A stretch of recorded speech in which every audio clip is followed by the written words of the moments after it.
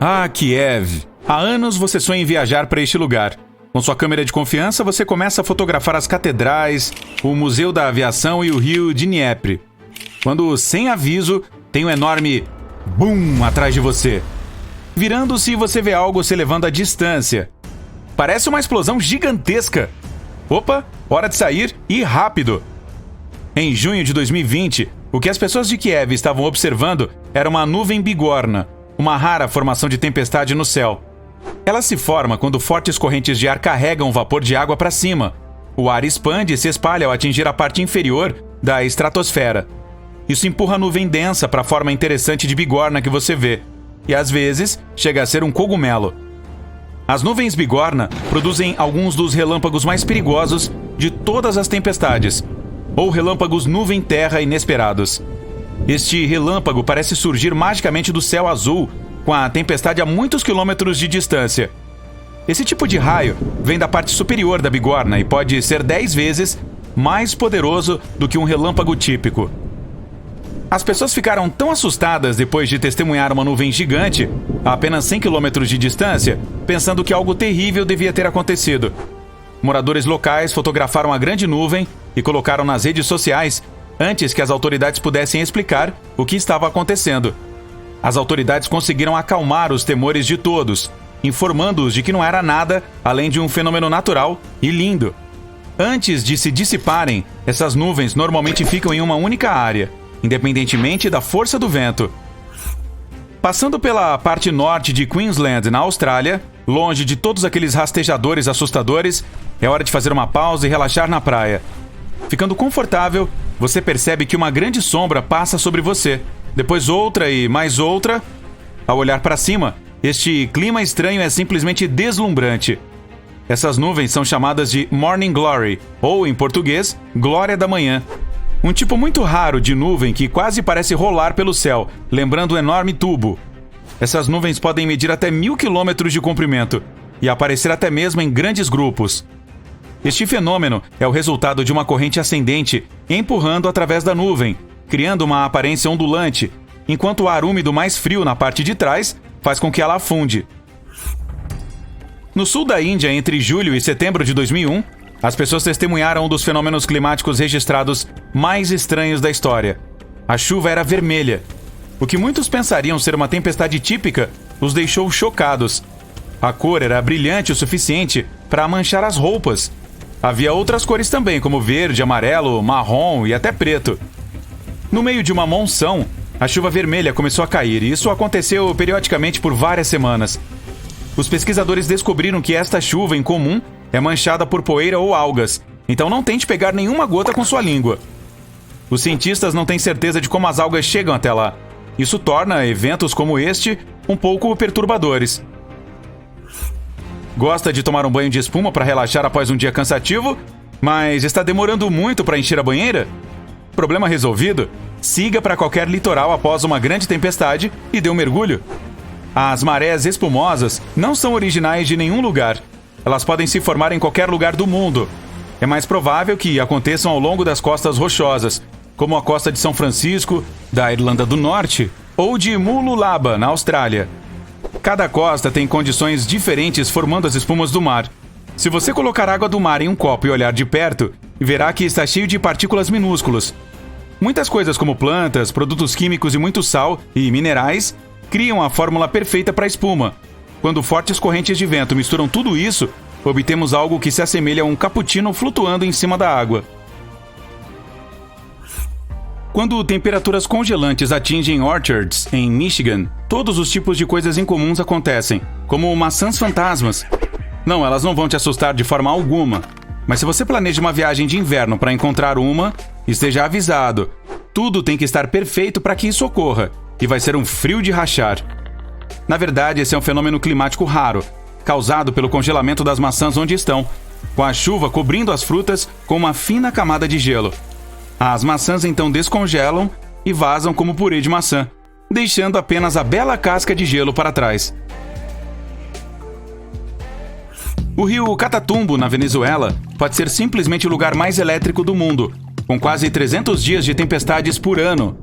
As tempestades com raios são tão consistentes que são previstas com 3 meses de antecedência.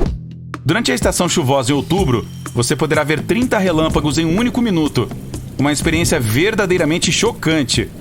Com cada relâmpago tendo energia para alimentar uma única lâmpada por 6 meses, essa demonstração impressionante poderia alimentar toda a Venezuela para sempre.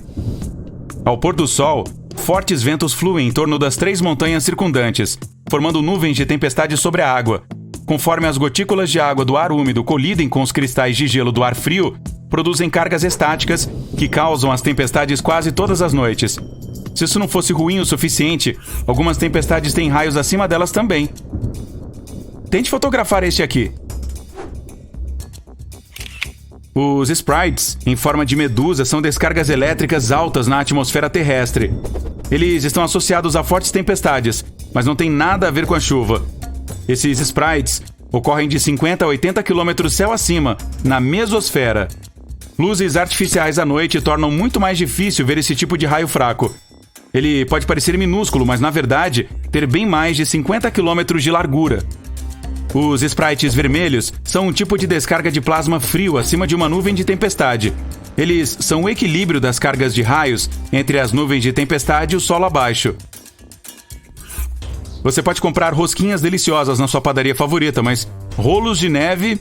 Bem, rolos de neve são um dos eventos meteorológicos mais raros de se ver, com condições meteorológicas perfeitas necessárias apenas para criá-los. Encontrados em qualquer área montanhosa coberta de neve, como as montanhas rochosas, o vento, temperatura, neve, gelo e umidade têm que trabalhar juntos para que possamos ver esses anéis fenomenais. Uma fina camada de neve molhada no chão. Sob essa camada, gelo ou neve em pó. Então, uma brisa forte o suficiente para rolar a rosquinha colina abaixo, como uma bola de neve. Depois de parar de rolar, pode ficar do tamanho de uma bola de beisebol, ou tão grande quanto o pneu de um carro. Tudo depende da força do vento. Um rolo de neve recém-formado não vai durar muito tempo, então se apresse com essa câmera.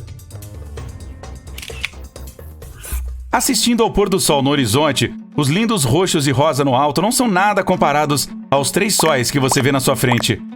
Uau! Desde quando a Terra tem 3 sóis? Essas estrelas fantasmas que às vezes aparecem ao lado do Sol são chamadas de parélio. Os parélios costumam surgir como áreas coloridas de luz na mesma altura do Sol acima do horizonte. Eles são principalmente observados em um anel ou halo, onde os cristais de gelo refletem melhor a luz. Existem também parélios lunares que aparecem ao lado da Lua e são formados pela luz lunar que passa por cristais de gelo, embora estes não sejam vistos tanto quanto seus parceiros de luz do dia. Fotografando ao ar livre, você finalmente encontrou o local perfeito para fazer aquela foto dos sonhos. A água cristalina, os pinheiros, as montanhas e o disco voador. Espere, um disco voador? Ai, os alienígenas estão aqui! Você pode estar pensando isso se vir uma nuvem em forma de disco. Não vou nem tentar pronunciar o nome dela, no entanto. Coloque isso na tela, por favor. Espere, estou brincando. É altocúmulos lenticulares. Você não está impressionado? Elas são realmente apenas formações de nuvens incomuns no topo das montanhas. Quando o ar úmido flui sobre uma montanha, uma onda é criada, se a diferença de temperatura for perfeita. Conforme o ar passa pela onda, ocorre a evaporação e uma série dessas nuvens pode se formar em uma forma oval. No final das contas, não eram alienígenas. Ufa! O céu tá caindo! O céu tá caindo! As pessoas que já viram essas nuvens dizem que parece que elas estão caindo do céu. As nuvens mamatos parecem marshmallows brancos gigantescos, mas pode ser difícil torrá-los. Essas estranhas nuvens fofas podem se estender por centenas de quilômetros em qualquer direção, permanecendo visíveis por curtos períodos na parte inferior da nuvem bigorna ou de outras nuvens de tempestade. As estranhas formas de bolhas são formadas a partir da turbulência dentro da própria tempestade, criando uma base de nuvem desigual e aparecendo em qualquer lugar do mundo. Nuvens mamatos se originam quando o ar úmido se transforma em ar seco. O ar deve ser mais frio do que o ambiente, resfriado com gelo ou pesado com água. Na Rússia, nas margens do Mar Báltico, existe um parque nacional enigmático. A Floresta Dançante é um lugar que nenhum cientista conseguiu explicar até agora. Os pinheiros da floresta são todos tortos e retorcidos, fazendo círculos e espirais. A floresta não existia até o início dos anos 60, quando os pinheiros foram plantados para tornar a areia das dunas naquela área mais estável. Uma teoria é de que a instabilidade da areia fez com que as árvores se retorcessem dessa forma. Outras teorias para a existência dessas árvores tortas são os ventos fortes, ou mesmo poderes sobrenaturais. Algumas pessoas dizem que a floresta é um lugar onde energias positivas e negativas se encontram, provocando a torção das árvores. Uma lenda local diz que se uma pessoa subir por um dos anéis de uma árvore, isso aumentará 1 ano a vida dessa pessoa, ou ela terá um desejo concedido. Gosto muito dessa teoria. Por falar em árvores bizarras, existem algumas na região de Piemonte, Itália. Lá uma cerejeira cresce no topo de uma amoreira. O estranho é que ambas as árvores estão perfeitamente saudáveis. Uma tempestade contínua no Polo Norte de Saturno tem uma forma estranha, um hexágono. Isso provavelmente se deve ao gradiente dos ventos. O comprimento total desse padrão de nuvem é de 14.500 quilômetros, o que é cerca de 1.700 quilômetros a mais do que o diâmetro da Terra. O hexágono tem sido observado há muitos anos, mas fica ainda mais misterioso porque ele também muda de cor. Costumava ser turquesa, mas recentemente mudou para uma cor dourada. O motivo da mudança de cor é que o polo fica exposto à luz solar com a mudança das estações. Chover não é incomum em Oakville, Washington. No entanto, esta chuva ainda não tem nenhuma explicação científica plausível. Em vez de gotas de chuva comuns, as pessoas viram gotas translúcidas, gelatinosas caindo dos céus. Essas bolhas cobriram cerca de 52 km². Todos os que chegaram muito perto da chuva experimentaram sintomas semelhantes aos da gripe. O que eram essas bolhas? Os pesquisadores afirmaram que elas continham glóbulos brancos humanos. Testes posteriores não mostraram presença de núcleos. Algumas pessoas afirmam que as bolhas podem ter sido águas vivas evaporadas, resultando em chuva, ou talvez até mesmo resíduos de um avião comercial. Pedras que andam, também conhecidas como pedras deslizantes, movem-se pelo Parque Nacional do Vale da Morte, na Califórnia, sem nenhuma intervenção externa, deixando longas trilhas na terra e na areia ao longo do caminho. Várias filmagens de lapso de tempo das rochas em movimento foram realizadas. Os cientistas até instalaram navegadores GPS em algumas das rochas, o que mostrou que elas se movem a uma velocidade considerável. Alguns pesquisadores acreditam que o movimento se deve a finas camadas de gelo que se formam durante a noite nas temperaturas congelantes do vale, o que faria as rochas deslizarem até que derretam durante o dia. Ou será que temos um show dos Rolling Stones? A cratera Batagaica, na Sibéria, parece uma porta para o submundo. Tem cerca de 1 quilômetro de comprimento e mais de 86 metros de profundidade, mas nunca para de crescer. Conforme fica mais funda, ela expõe mais camadas subterrâneas. As camadas mostram como era o nosso planeta há milhares de anos, à medida que as depressões revelam os climas anteriores. A cratera apareceu nos anos 60 e tudo começou com um rápido desmatamento. As árvores não faziam mais sombra no solo, fazendo com que ficasse mais quente. O permafrost derreteu, resultando na formação da cratera. O zumbido latejante em Taos, Novo México, tem deixado os moradores loucos desde os anos 1990. Um zumbido de baixa frequência priva as pessoas de sono e esgota suas energias. Mesmo que os cientistas tenham tentado encontrar a origem do zumbido, eles ainda não obtiveram sucesso. Diferentes variações de zumbido também foram ouvidas no Reino Unido, Austrália, Canadá e outras áreas dos Estados Unidos. Felizmente, apenas cerca de 2% da população mundial pode ouvi-lo. Os zumbidos têm sido atribuídos a dispositivos mecânicos, distúrbios múltiplos do sistema auditivo e até mesmo animais. O zumbido de West Seattle, por exemplo, foi atribuído ao peixe-sapo. Os anéis de fada, também conhecidos como anéis de elfos ou anéis de duendes, são anéis misteriosos de cogumelos que aparecem em pastagens e áreas florestais. Há muito debate sobre por que esses fungos formam um círculo quase perfeito. Algumas superstições afirmam que as danças das fadas queimariam o chão, fazendo com que os cogumelos crescessem rapidamente. Na Costa Rica, há uma variedade de cerca de 300 esferas de pedra. Os locais os chamam de Las Bolas, que significa simplesmente as bolas. Essas pedras têm um formato quase perfeitamente redondo. Algumas são enormes, pesando até 16 toneladas cada. Elas são de materiais diferentes: gabbro, calcário e arenito. E parece que eram colocadas em linhas retas na frente das casas dos chefes, mas não há informações precisas sobre sua origem. Alguns mitos afirmam que essas pedras têm sua origem em Atlântida. Se você alguma vez viajar para o rio Mekong no final de outubro, terá a chance de ver bolas brilhantes surgindo da água e se alinhando no ar. Os locais chamam essas bolas brilhantes de bolas de fogo de Naga. O tamanho das luzes varia. As bolas avermelhadas podem ser tão pequenas quanto uma faísca e grandes como uma bola de basquete. Pode haver dezenas a milhares de bolas por noite. Os cientistas não têm nenhuma explicação sólida para esse fenômeno, mas pode ser devido aos gases inflamáveis liberados pelo ambiente pantanoso. Alguns supersticiosos locais têm certeza de que é tudo por causa de uma serpente gigante que vive no rio Mekong. Em Minnesota, na costa norte do Lago Superior, há um parque conhecido pela Chaleira do Diabo. Esta é uma cachoeira que se divide em duas. Uma parte do rio continua, enquanto a outra parte desaparece em um buraco no solo. Qualquer objeto que você jogue na Chaleira do Diabo não reaparecerá. Os cientistas ainda não explicaram totalmente para onde vai a água que cai no buraco. A Chaleira do Diabo é considerada insegura para as pessoas, porque é quase impossível rastrear o fluxo. Sim, não é o lugar ideal para a prática de esportes radicais. Os grunions são peixes conhecidos por seu bizarro ritual de acasalamento. As fêmeas saem da água e vão para a costa. Elas enterram a cauda na areia para botar os ovos. Os ovos ficam escondidos na areia, esperando. 10 dias depois, chega a maré alta, que devolve os filhotes recém-nascidos ao mar. Os cientistas ainda não conseguem dar uma explicação sólida para essa forma de reprodução. Pessoas que vivem na zona rural central da Noruega, sobre o vale de Hestdalen, muitas vezes podem testemunhar luzes flutuantes brancas, amarelas e vermelhas cruzando o céu.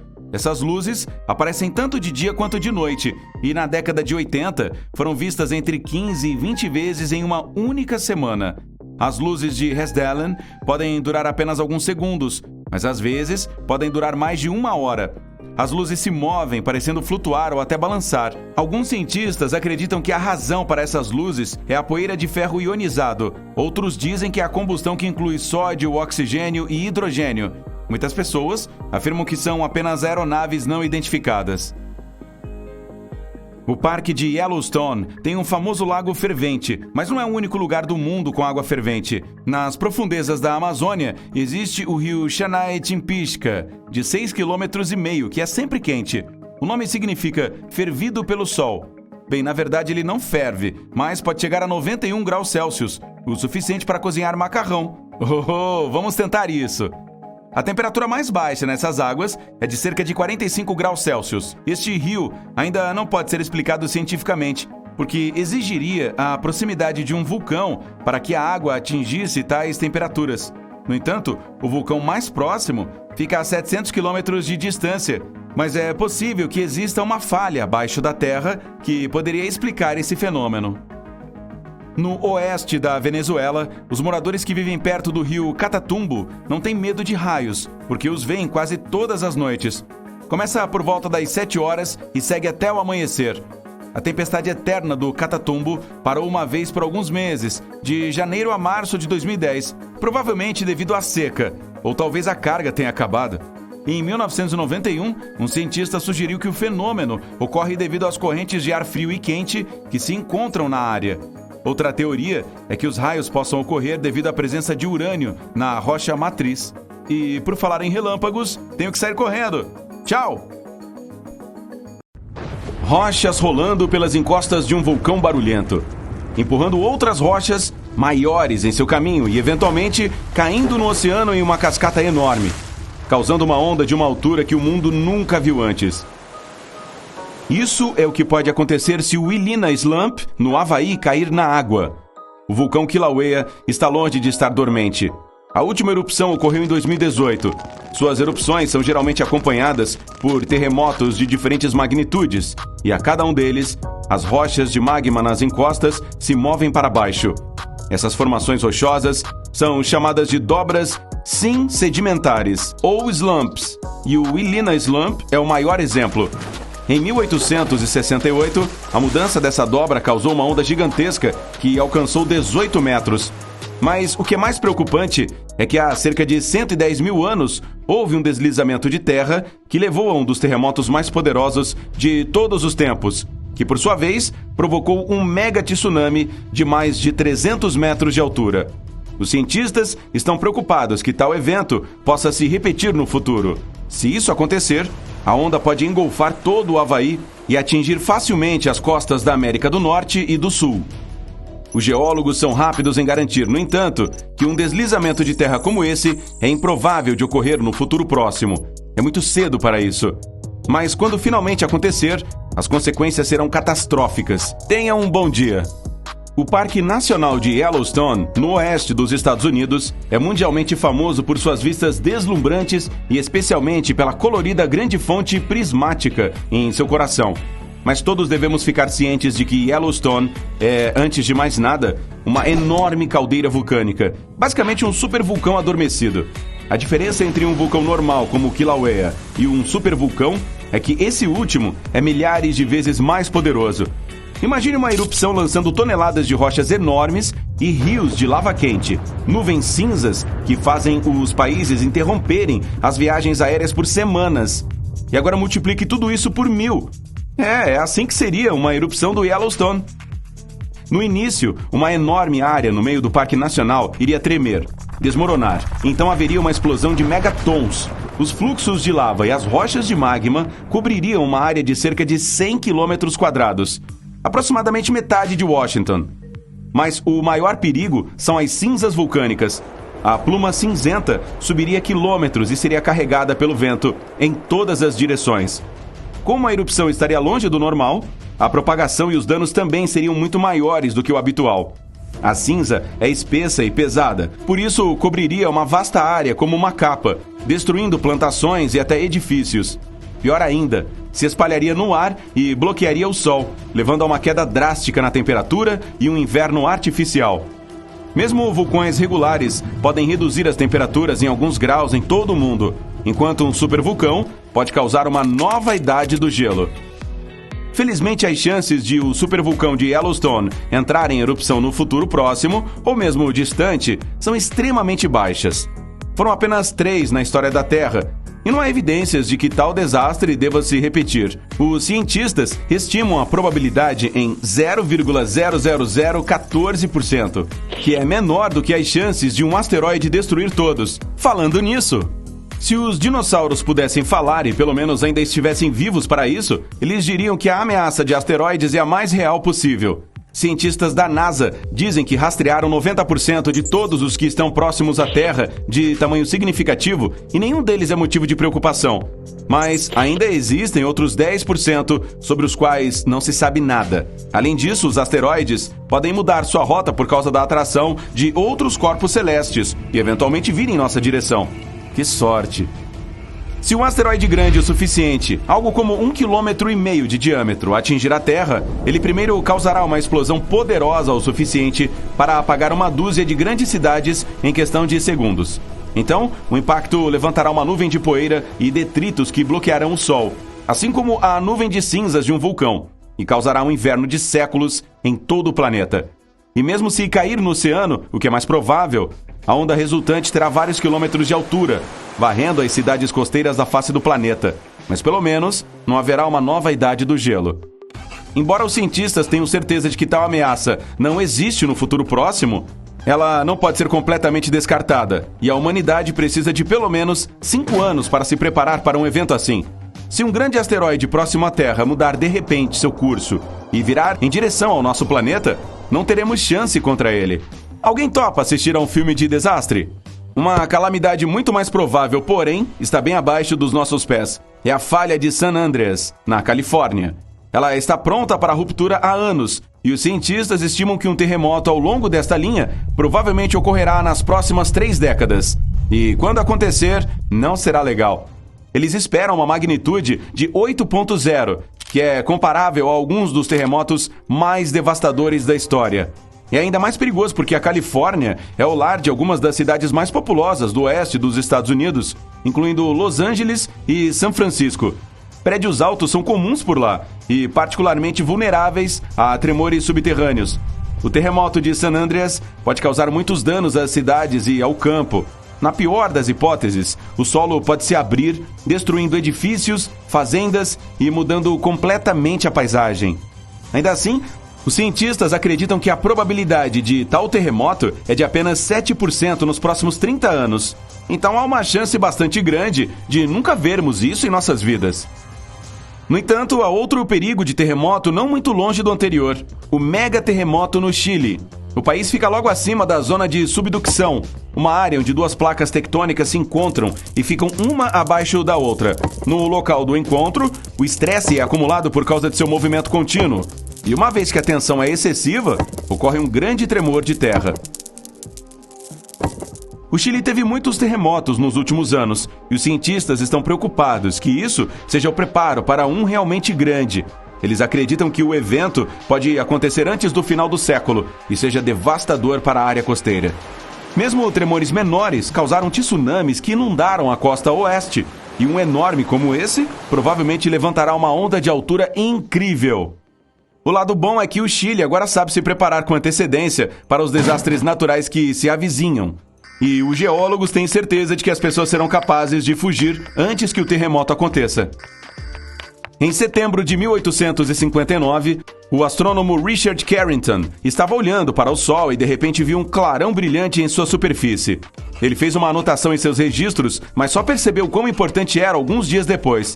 A energia daquela explosão chegou à Terra e a atingiu diretamente, fazendo com que a aurora boreal surgisse acima de Cuba e queimando linhas telegráficas em todo o mundo.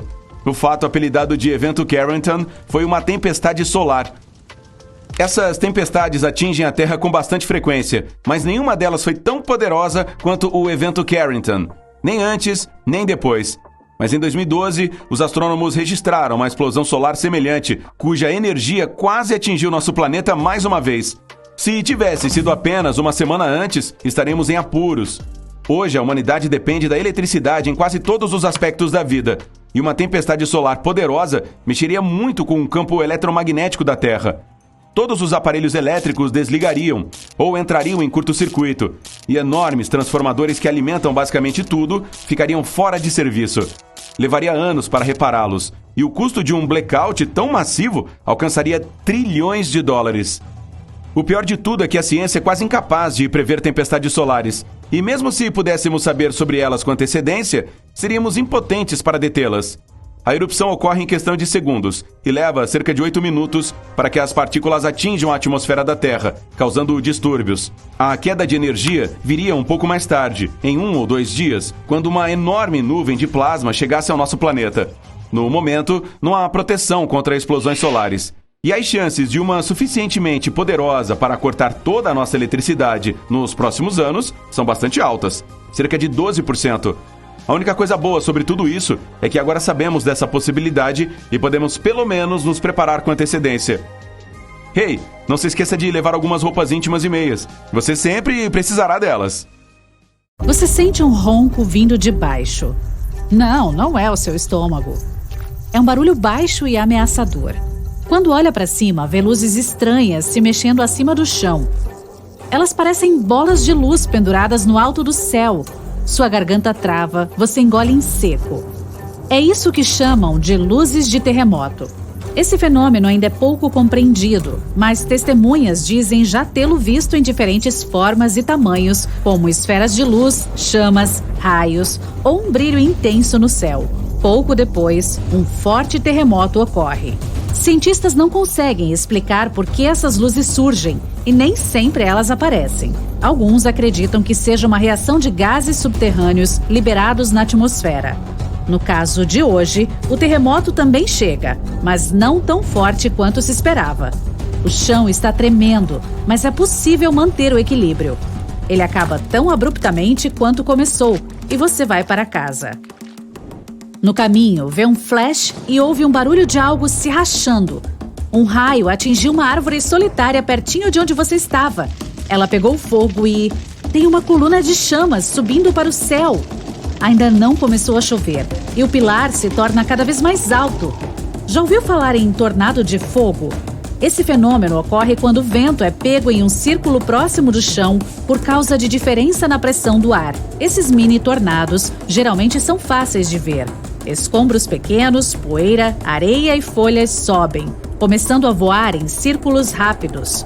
Mas aí, se houver alguma fonte de fogo por perto, o funil pode pegá-la e soprá-la mais forte como um fole. As chamas ficam dando voltas e subindo cada vez mais alto, até que é criado um redemoinho parecido com uma torre. Ainda bem que os tornados de fogo duram pouco tempo e normalmente não causam muito estrago. Mas não tente se esconder de uma tempestade debaixo desta árvore diferente. Você pode encontrá-la na Flórida, nos Estados Unidos, e em algumas partes da costa do Caribe. Externamente, ela não parece ter nada de especial. Um tronco cinzento, folhas verdes e frutas parecidas com maçãs pequenas. Mas lembre, nunca arranque essas maçãs e jamais fique perto da árvore, principalmente se estiver chovendo. Estamos falando da mancenilheira, considerada a mais perigosa do mundo. Seu tronco, casca, galhos e frutas contêm um suco venenoso. Uma gota desse ácido corrosivo pode acabar com a sua pele. Mesmo. A árvore pode secretar esse suco e, se você se encostar nele sem querer, corre o risco de queimar a mão. Quando chove, as gotas de água caem sobre a árvore e se misturam ao veneno. A água também pode bater na casca e cair sobre sua pele. É por isso que é melhor manter distância. Quase não há nenhuma erva ou cogumelo crescendo perto dela. Os animais nem chegam perto e as pessoas não a cortam nem colhem seus frutos. Também não se pode fazer uma fogueira com seus galhos. Queimar essa madeira emite uma fumaça venenosa que pode até cegar. Os moradores locais conhecem bem essa árvore, mas turistas e viajantes podem se machucar acidentalmente por causa dela. É por isso que, em sua maioria, as mancenilheiras são marcadas com tinta vermelha ou possuem uma placa alertando para seus perigos. No oeste da Venezuela, as pessoas que vivem perto do rio Catatumbo não têm medo de raios, pois os veem praticamente todas as noites. Eles começam às 7 da noite e não param enquanto o dia não amanhece. Houve uma pausa uma vez por alguns meses, de janeiro a março de 2010. Isso ocorreu provavelmente por causa da seca, ou talvez a eletricidade tenha acabado. Em 1991, um cientista sugeriu que o fenômeno acontece em razão de correntes de ar frio e quente que se encontram na região. Outra teoria é de que os raios surjam pela presença de urânio no leito do rio. E nem todos os raios acontecem dentro de nuvens. Existe um fenômeno raro chamado tempestade suja, quando eles se formam acima de um vulcão. O mais famoso fica no Japão. Ele entra em erupção quase todos os dias e cospe nuvens escuras bem alto. Imagine o quão assustadoras elas são. Agora, inclua os raios. Os comuns acontecem durante uma tempestade, quando cristais de gelo batem uns contra os outros.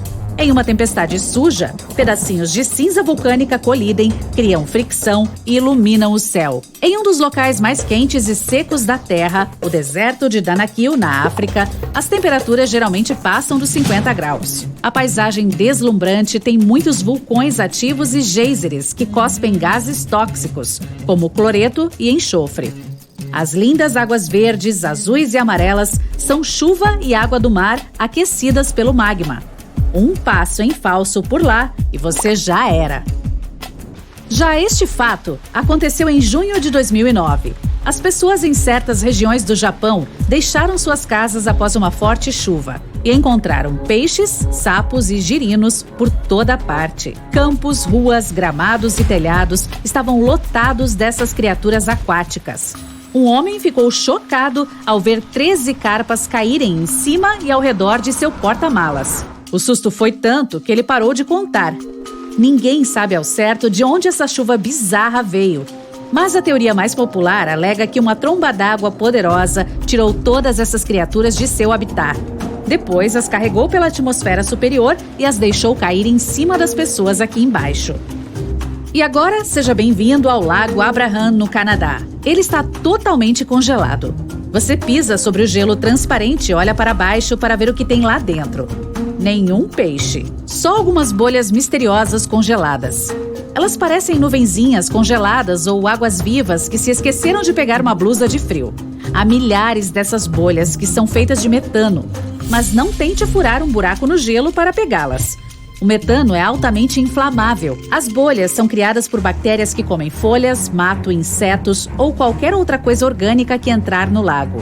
Quando o metano encosta na água gelada, se transforma em milhares de bolinhas congeladas. No momento em que o gelo derrete, elas estouram e fazem um chiado. Lagos parecidos podem ser encontrados perto de algumas encostas do Oceano Ártico. Lá, as bolhas podem ser muito maiores que balões de ar quente. Lindas, com certeza, mas perigosas.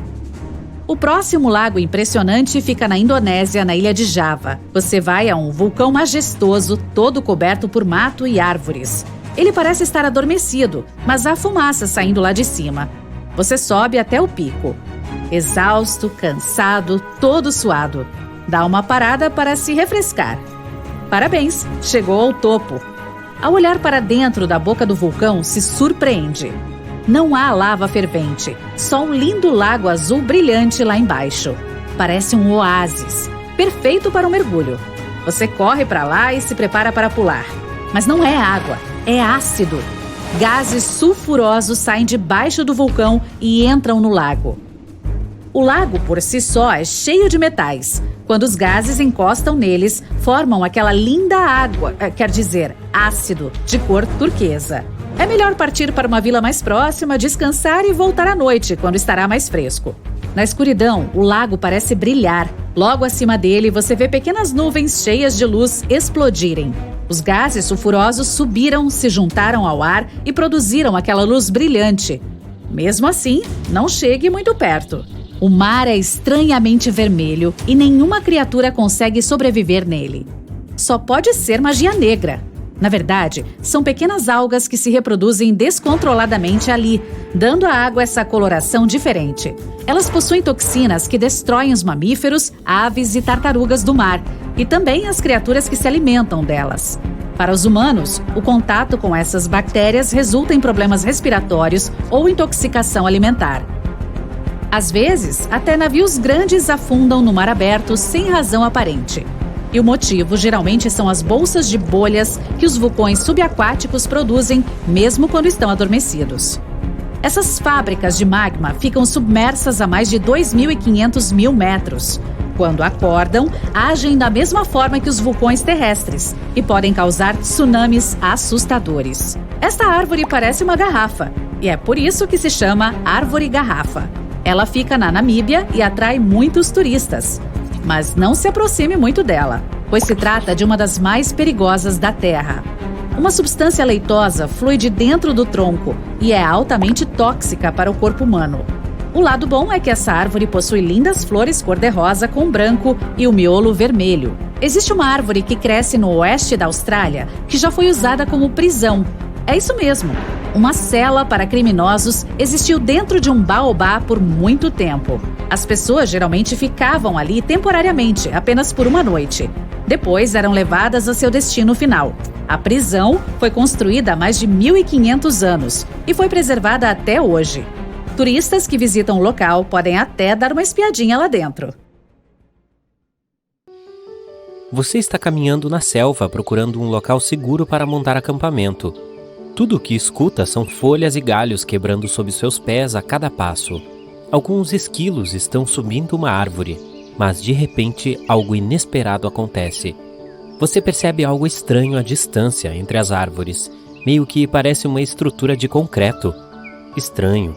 Neste ponto, você está a pelo menos 32 quilômetros de profundidade na floresta e não há cidades ou aldeias próximas, até onde se sabe.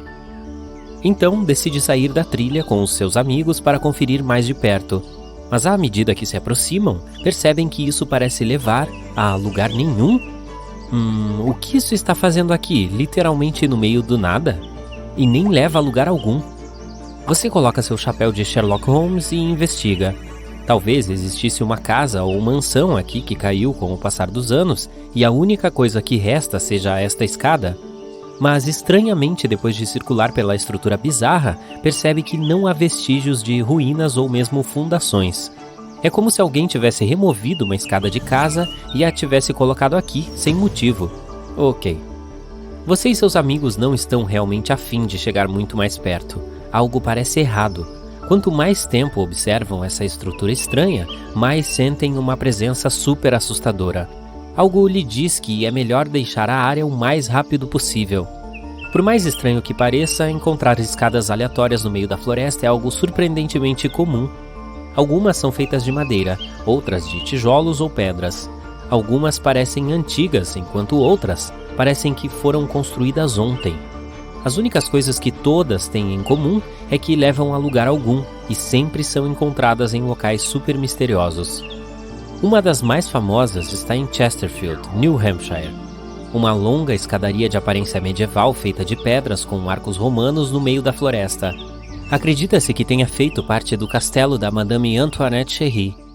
Ela era uma cantora famosa em Paris. O castelo remonta a cerca de 100 anos e mais tarde foi descoberto novamente em 1962. Desta vez não havia nada além de uma escada.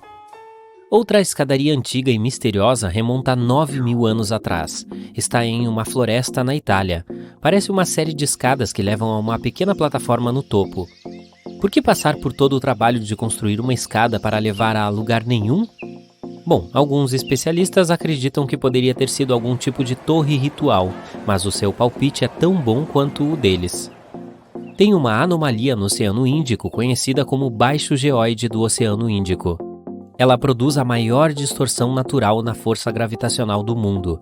Depósitos minerais pesados, muitas trincheiras de águas profundas e reservatórios de magma perturbam o campo magnético nesta área.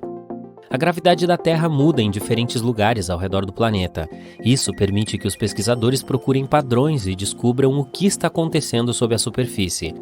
Campos gravitacionais mais fortes geralmente significam materiais mais densos abaixo e vice-versa. Alguns cientistas acreditam que a anomalia pode ser um pedaço do manto do planeta que está subindo em direção à crosta. A ilha Niihau rejeita os frutos dos avanços tecnológicos atuais.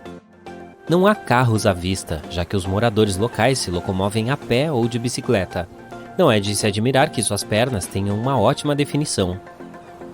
Eles prosperam sem água corrente, internet ou lojas. A única escola em toda a ilha é alimentada por energia solar com um gerador para emergências. E o que é incrível é que é a única escola no estado que é alimentada pelo sol. Existem algumas regras básicas a que os residentes permanentes estão sujeitos. Se quebrarem tais regras, podem ser despejados. Agora, não muito longe de Bangkok, no nordeste da Tailândia, há uma formação rochosa de 75 milhões de anos. Essas rochas parecem 3 baleias nadando juntas. O belo design criado pela natureza ficou conhecido como Rocha das 3 Baleias. Milhões de anos atrás, esta área era apenas um deserto, mas o terreno foi mudando gradualmente. O arenito foi separado pelos movimentos das placas tectônicas e da erosão. Foi assim que essas formações espetaculares foram criadas. Se você decidir explorar o sistema de trilhas ao redor da Rocha das 3 Baleias, encontrará cachoeiras e fauna e flora abundantes. Localizados nas penínsulas de Yamal e Gidan, estes buracos foram descobertos em 2014. Eles parecem ainda estar mudando e evoluindo. Os buracos ficam mais largos e as pessoas os encontram com mais frequência. Claro, não faltam teorias sobre como surgiram. As sugestões variam de impactos de meteoritos à atividade de outras civilizações. Mas a explicação mais comum é que o gás metano reagiu às moléculas de água depois que o pergeli-solo do planeta começou a derreter. Isso resultou em bolhas de metano explodindo pelo gelo. As crateras podem ter milhares de anos, mas ninguém sabe ao certo. Você está dirigindo para o estado do Novo México, para a pequena cidade de Taos. 2% dos moradores locais ouvem um estranho zumbido no ar todos os dias.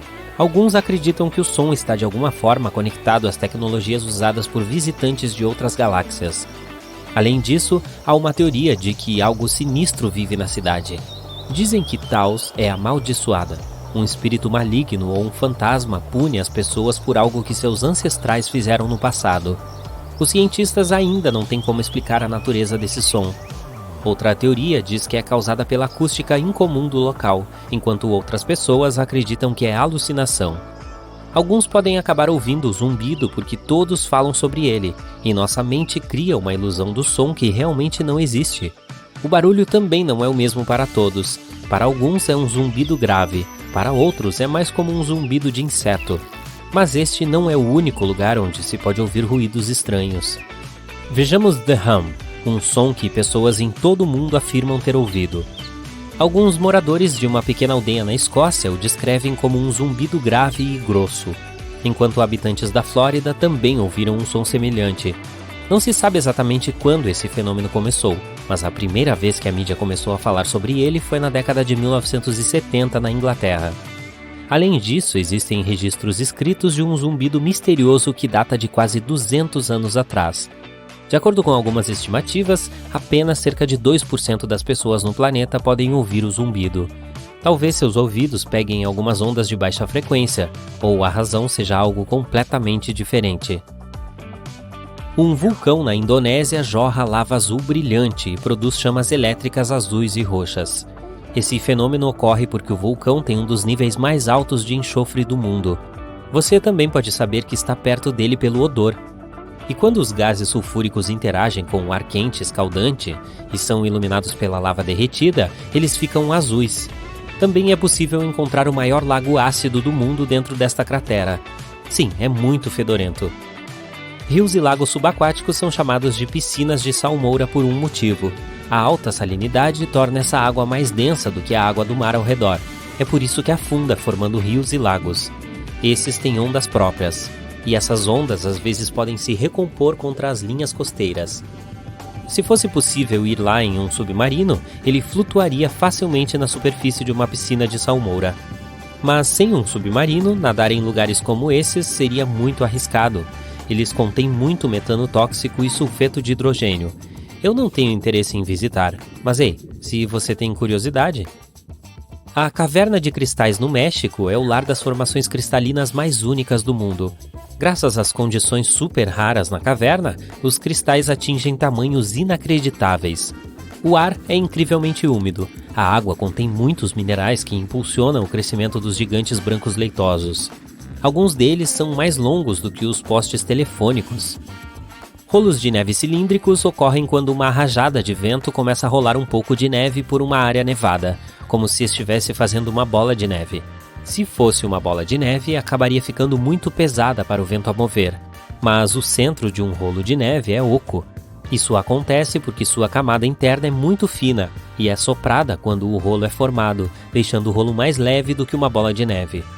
É também por isso que rola ainda mais. Infelizmente é um fenômeno raro, pois são necessárias condições muito específicas para sua formação. A depressão de Danakil, na Etiópia, é provavelmente um dos lugares de aparência mais bizarra que você pode imaginar. É pontilhada com fontes termais de cor neon, piscinas de lava e vastos desertos de sal. Você tem que ser especialmente cuidadoso lá. Gases tóxicos sobrevoam os campos hidrotérmicos. E muitas piscinas são super ácidas, então não vá nadar, até pelo menos 30 minutos após o almoço. Brincadeirinha. E, finalmente, não há nada de misterioso sobre 28 mil patos de borracha encontrados no mar em 1992. Foi quando um navio que transportava brinquedos de banho se perdeu no oceano enquanto viajava de Hong Kong para os Estados Unidos. Alguns desses patos ainda estão flutuando no oceano várias décadas depois. Eles foram vistos na América do Sul, Alasca, Havaí e até na Austrália. E eles deixam a hora do banho muito mais divertida. Oh, patinho de borracha.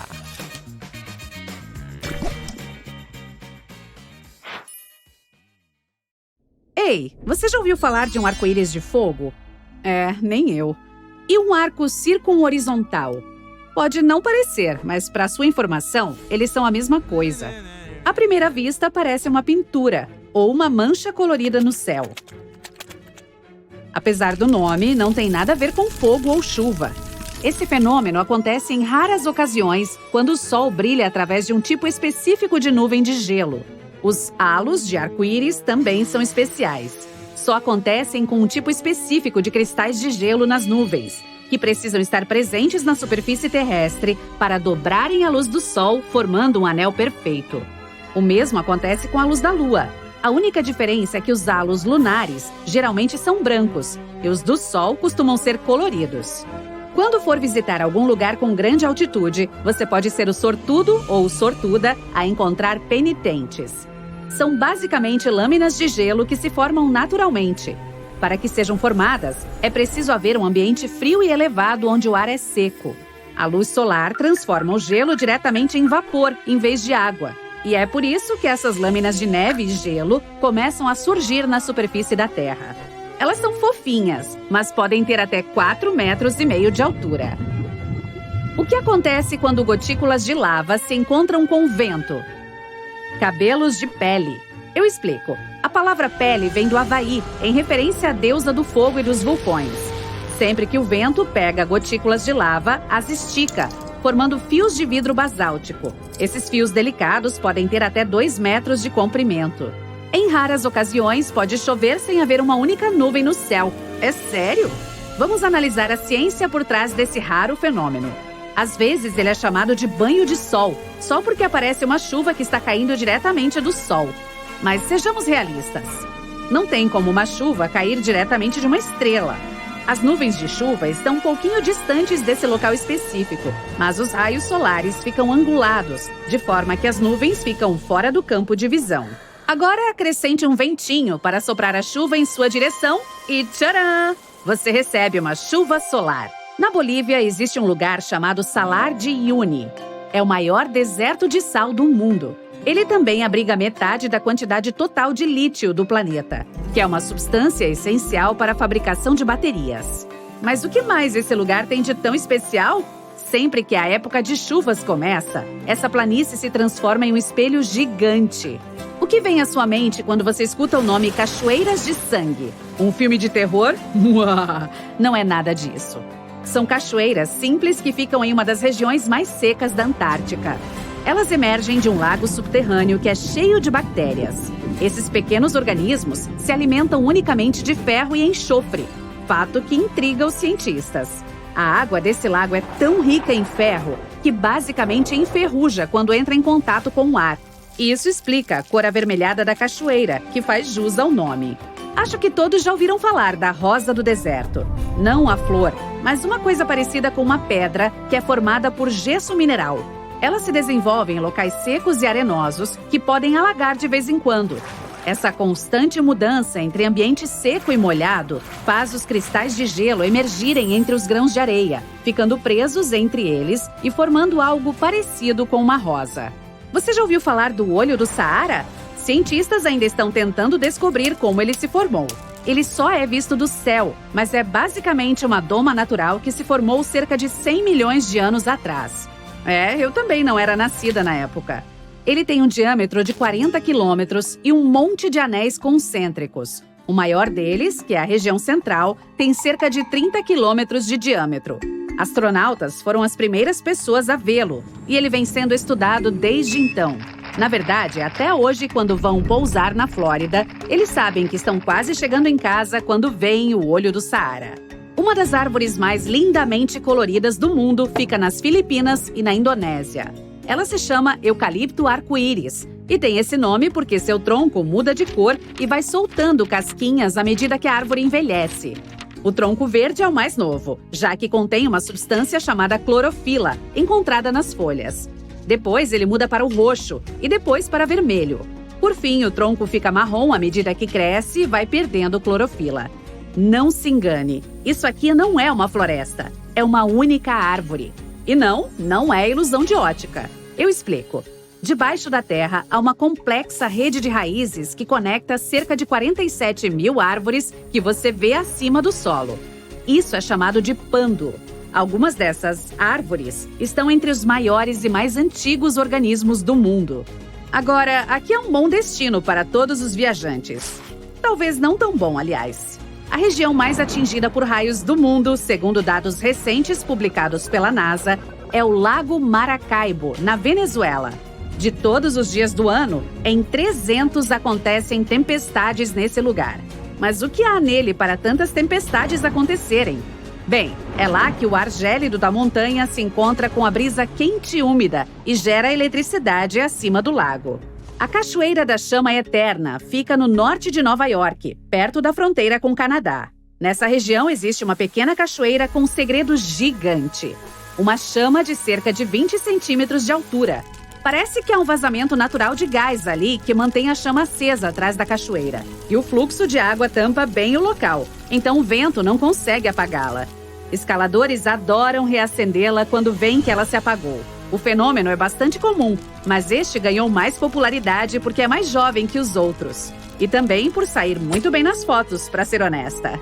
Já ouviu falar de areia amarela, branca e até preta. Mas praias verdes era algo surreal para mim até agora. A Papakolea, também conhecida como Praia de Areia Verde, fica no Havaí. E é uma das poucas praias do mundo que tem areia dessa cor. O que causa essa coloração inusitada é uma pedra chamada olivina, que se formou quando um vulcão ali perto entrou em erupção. Na verdade, no Havaí tem sempre um vulcão por perto. Essas praias de areia verde não são nada perto de outras que brilham no escuro. E isso é totalmente natural. O culpado? Uma coisinha chamada fitoplâncton, ou microalga, como são chamados por alguns. Trata-se de pequenas plantas que contêm clorofila e precisam de luz solar para viver e crescer.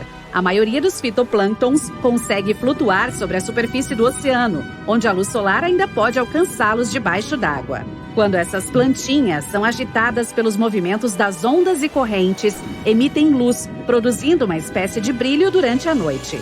Esses micro-organismos especiais são encontrados em praias de muitos lugares ao redor do mundo, como Maldivas, Porto Rico e Everglades. Na base de uma montanha localizada fora de Afton, em Wyoming, fica um pequeno rio chamado Fonte Intermitente. Apenas 3 rios assim no mundo inteiro. Mas o que o torna tão misterioso? Talvez o fato do fluxo de água ser interrompido e reiniciado de poucos em poucos minutos? Cientistas ainda não sabem explicar ao certo por que isso acontece. Eles especulam que é basicamente um efeito sifão que acontece nas profundezas do solo, que faz o rio parar e reiniciar com tanta frequência. Se quiser conhecê-lo, visite esse lugar no fim do verão, que é quando a fonte intermitente fica mais ativa. Percebeu a ironia aqui? Ver uma fonte só no verão? Ok, vou embora. Este é o Jota. Ele parece atrair todo tipo de clima ruim e desastre natural aonde quer que vá. Veja só. Um dia, o Jota percebeu que seu cachorro estava inquieto demais. O doguinho não parava de arranhar a porta da entrada e de correr pela casa. Ele até tentou se esconder em um canto, uivando e latindo. Quando algumas canecas começaram a bater umas nas outras no armário, o Jota se deu conta do que era aquilo. O barulho é produzido por foreshocks, pré-choques em inglês, que são mini terremotos que antecedem o evento principal. Geralmente, os terremotos ocorrem em aglomerados. Após alguns tremores fracos, pode esperar, porque um muito maior está a caminho. Algum tempo antes de o desastre acontecer, as pessoas podem ver luzes azuis estranhas. Algumas parecem estar saindo diretamente do chão, outras ficam pairando no ar. São as luzes de terremoto. Elas podem surgir dias ou poucos segundos antes de a Terra começar a tremer. Agora, o Jota está caminhando na beira da praia. De repente, ele vê a água recuar, muito, muito rápido. Oh! Jota, corra o mais rápido que puder e vá para um lugar alto. Um tsunami está chegando, e sua vida pode depender de quão rápido você vai reagir. Se o Jota vir um momento bizarro e inesperado no nível do mar, pode ser outro sinal de um tsunami se aproximando. Isso acontece em 40% dos casos. A água que está chegando é a primeira onda do tsunami. A segunda, bem maior, virá cerca de 10 minutos depois. O Jota também pode ver a água do mar formando bolhas, girando ou criando outros efeitos estranhos. Isso é outro sinal certeiro de que tem um tsunami vindo. O Jota sente que há alguma coisa errada com o Sol. Através de seus óculos solares super escuros, ele vê que há algumas erupções irregulares ao redor do contorno do Sol. Se esses raios bizarros estiverem acompanhados de auroras pelo mundo inteiro, são sinal de uma tempestade solar. Essas tempestades geralmente são causadas por alterações no campo magnético do Sol. Nesse caso, as rajadas de gás e radiação na superfície solar são tão grandes e poderosas que podem até atingir nosso planeta. Por sorte, as tempestades solares não oferecem perigo às pessoas, mas podem bagunçar nossa eletricidade e até causar apagões. O céu sobre a cabeça do Jota está escurecendo e ficando ameaçadoramente esverdeado. Alguma coisa bate na testa dele. Ai! Ele pega o objeto. É um granizo. Mas não está tão frio assim lá fora, tampouco está chovendo. Pouco depois, ele escuta um barulho. Ele está ficando cada vez mais alto, como se estivesse se aproximando. É como se um trem de carga estivesse se movendo na direção dele. Mas não é um trem, é um tornado. Não é possível ver o funil que está atrás da nuvem de destroços, mas a forma como aquela coluna está girando no ar não deixa dúvidas. Você está na estrada, Jota? Então se afaste o máximo possível do seu carro. Rápido, encontre um fosso, deite-se dentro dele e cubra a cabeça. Você está dentro de casa? Então afaste-se das janelas e esconda-se no porão, se houver um em sua casa. E por favor, Jota, tome cuidado se vir alguma nuvem com formato de cone. Isso indica tempestades fortes. Se notar que essa nuvem começou a girar, procure um abrigo imediatamente. A nuvem está se transformando em um tornado bem diante dos seus olhos. O lado bom é que o Jota só deve se preocupar com as nuvens cônicas quentes. As frias são totalmente inofensivas. O único problema é saber a temperatura da nuvem que ele está vendo. Olha! O Jota acabou de ver algumas árvores com formato esquisito. Elas parecem a letra J e crescem em um morro. Isso significa que o chão debaixo dos pés do nosso amigo provavelmente é instável. Se ele continuar andando por aí, pode acabar causando um deslizamento de terra. As ondas quadradas surgem quando dois formatos diferentes de onda batem um no outro. Esse fenômeno é lindo, mas nada de entrar na água, Jota. Continue assistindo de longe. As correntes cruzadas naquele lugar podem puxar um nadador inexperiente para dentro d'água. O Jota continua caminhando pela praia. Em determinado momento, ele avista ondas revoltas carregando detritos e algas marinhas. Desta vez, ele fica fora d'água. Ele sabe que pode ser sinal de uma forte corrente de retorno, que pode carregar um banhista para longe no oceano. Que tal um passeio no parque? O Jota gosta da ideia. O sol está brilhando e o céu está azul e lindo. De repente, ele avista uma nuvem vertical que está crescendo rapidamente. No começo, ela é muito branca, mas à medida que se aproxima, muito rapidamente, ela se torna densa e mais escura. O céu está escurecendo e está começando a ventar. Só então nosso amigo percebe que está arrepiado. Isso é um indício de que ele está prestes a ser atingido por um raio. Nesse exato momento, cargas positivas estão subindo pelo corpo dele. Elas estão tentando alcançar a parte negativamente carregada da tempestade. Se ele não agir rápido, essas cargas se encontrarão. Não há onde se esconder. Então o Jota deve se agachar e abraçar as pernas, se tornando menor que os objetos ao seu redor. Não, Jota, não se deite no chão. Ele pode estar úmido e ser um ótimo condutor de eletricidade. Há outros sinais que a natureza envia durante uma tempestade de raios. As palmas das mãos do Jota começam a suar. Ele escuta um barulho estranho de coisas se quebrando e zumbidos vindo de objetos metálicos por perto. A pele dele pode começar a formigar. Ele pode até sentir um gosto de metal em sua boca. Outra coisa, o Jota pode sentir cheiro de cloro. É esse o cheiro do ozônio. Descargas elétricas separam as moléculas de nitrogênio e oxigênio, que são os gases principais que compõem a atmosfera, transformando-as em átomos separados. Quando esses átomos se juntam de novo, alguns produzem moléculas feitas de 3 átomos de oxigênio, que é o ozônio. Conseguimos sentir o cheiro dele durante uma tempestade de raios porque as correntes de ar trazem esse gás lá de cima para onde estamos. Alguns insetos conseguem pressentir a chegada de uma tempestade.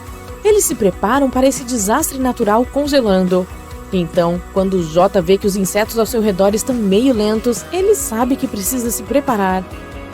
E as abelhas conseguem prever chuvas pesadas. Essas criaturas começam a trabalhar muito mais intensamente um dia antes de começar a chover. Enquanto caminha perto do rio durante um período de fortes chuvas, o Jota escuta um rugido. Ele fica paralisado de medo. É provável que uma enchente relâmpago estivesse vindo em sua direção. E de fato, pouco depois, ele vê detritos descendo o rio afora. A água está mudando de cor rapidamente, se tornando mais enlameada e escura. As enchentes relâmpago são muito, muito perigosas. Cuide de sua segurança imediatamente, Jota. Em outro dia, o Jota vê um paredão de nuvem espetacular. Ele parece ter uns 8 quilômetros de comprimento. Na melhor das hipóteses, é apenas uma tempestade muito forte se aproximando. Mas se esse paredão de nuvem começar a se movimentar em círculos, é sinal de um tornado. Jota está caminhando por um campo de neve nas montanhas, ouvindo o barulho que o gelo debaixo de seus pés faz. O barulho está meio oco. Rápido, veja se há rachaduras em suas pegadas, Jota. Se houver, as chances de haver uma avalanche são grandes. Pouco depois, o Jota vê uma avalanche se movendo em sua direção. Ele faz de tudo para sair daquela encosta. Na maioria dos casos, ele conseguiria até correr mais rápido que ela morro abaixo e sair pela lateral, mas não dessa vez. Ele percebe que não tem muito tempo e parte para a árvore mais próxima. Se o Jota continuar se segurando nela com muita firmeza, a avalanche pode não o levar junto. Mas se isso não funcionar, ele pode tentar nadar acima da superfície da neve enquanto a avalanche ainda está se movimentando. Em uma noite agradável de verão, o Jota vê folhas com talos ainda verdes caírem repentinamente. Isso pode ser por causa de uma tempestade que está chegando. Antes de esse evento ocorrer, o ar geralmente fica mais úmido.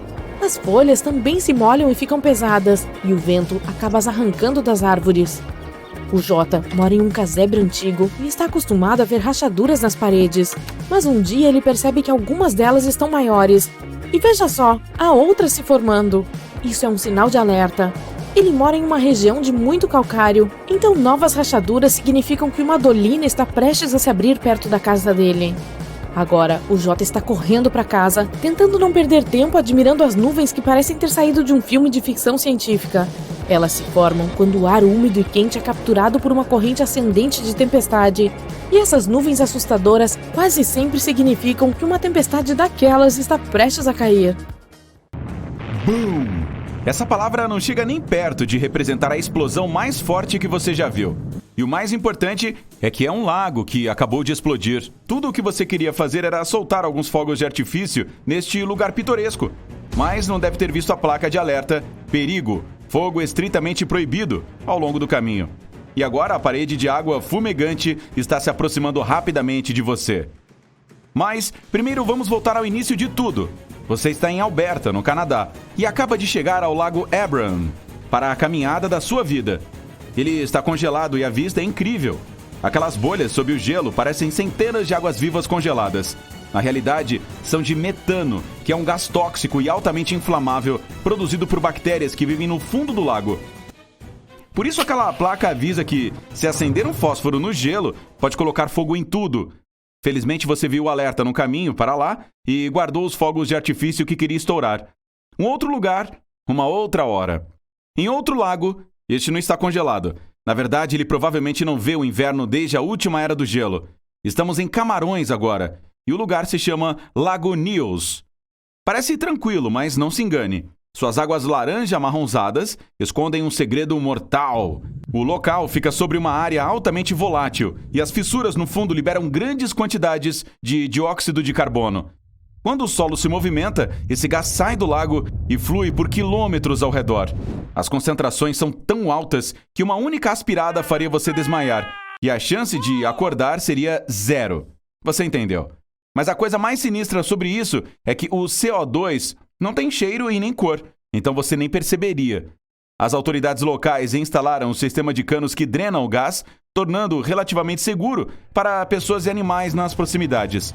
E outro lago tóxico, o Kivu, que fica na fronteira entre o Congo e Ruanda, foi feito para fornecer energia para milhões de pessoas graças aos seus gases. Enquanto estamos na África, a depressão Danakil, na Etiópia, também vale uma visita daquelas de arrepiar. Batizado de o lugar mais quente da Terra, com certeza faz jus ao nome. O buraco é cheio de nascentes extremamente quentes, lagos de ácido tóxico e vulcões ativos. A paisagem é no mínimo surreal e é provavelmente o único local habitado no planeta onde não pode existir nenhuma vida. Sim, isso é incoerente, eu sei. O povo Afar vive aqui o ano todo e coleta sal ao redor das nascentes para comércio, enquanto os cientistas não conseguiram encontrar nenhuma evidência de vida microbiana nelas. Os humanos são conhecidos por se estabelecerem em lugares que a maioria evitaria com prazer. Veja o Monte Tambora, na Indonésia. Milhares de pessoas viveram nas encostas e ao redor dele por séculos, até o fatídico dia em 1815. Tambora é um vulcão e naquele ano decidiu entrar em erupção, resultando em uma explosão que destruiu tudo na ilha e foi ouvida a quase 1.600 quilômetros de distância. Ele expeliu tanta cinza vulcânica que ela caía em camadas nas ilhas vizinhas e acabou provocando um ano sem verão em todo o hemisfério norte. Foi a erupção mais grandiosa dos últimos 10 mil anos. E o Monte Tambora ficou cerca de 1.524 metros mais baixo depois disso. Mas voltando à nossa época, há uma ilha na qual você não terá permissão para visitar. mas aposto que não iria querer de qualquer maneira. A Ilha das Cobras, aqui no Brasil, é o lar de milhares de serpentes, como o próprio nome já diz. No momento em que você pisar lá, corre o sério risco de ser picado por uma víbora. É o único lugar onde você pode encontrar uma jararaca ilhoa. O tipo de encontro de uma só vez na vida, literalmente. Este lugar é tão perigoso que as autoridades proibiram turistas e quaisquer outros visitantes incondicionalmente. Ok, vou indo nessa. Agora pegue suas roupas mais quentes e não se esqueça de um protetor térmico para o rosto. Estamos indo para Oymyakon, na Rússia. É uma pequena cidade no extremo norte que é frequentemente chamada de o lugar mais frio do planeta e onde ainda vivem pessoas. O único local com uma temperatura média ainda mais baixa é a Antártica. Isso quer dizer alguma coisa. No inverno, se você se esquecer de colocar um suéter, outro suéter, mais um suéter e um sobretudo de pele, irá congelar até os ossos em alguns segundos, pois as temperaturas aqui caem para congelantes menos 71 graus. Frutas frescas viram pedaços de gelo em minutos e ficam tão duras que daria para pregar um prego na madeira com uma maçã. Antes que você congele aí, vamos para um lugar onde nenhum barco irá levá-lo. A Costa do Esqueleto, na Namíbia. Na verdade, só se pode ir até lá dirigindo ou voando, pois barcos e navios não chegam perto. As águas são traiçoeiras. Vendavais repentinos jogam os navios e rochas pontiagudas escondidas debaixo d'água adoram se chocar contra seus cascos. A própria costa se estende por centenas de quilômetros e é dividida em partes, ao sul e norte. Os visitantes em veículos terrestres são permitidos livremente no sul, mas apenas cerca de 800 pessoas por ano podem ir até a parte norte, e somente com visitas guiadas.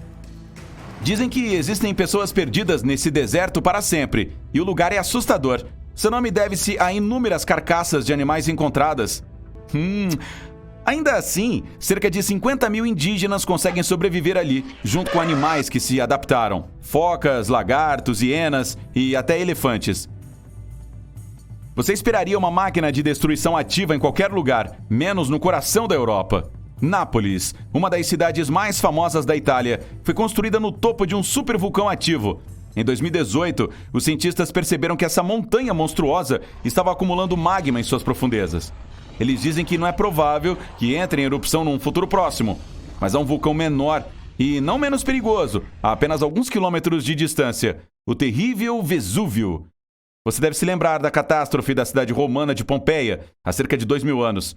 Você talvez, mas eu não estava por perto naquela época.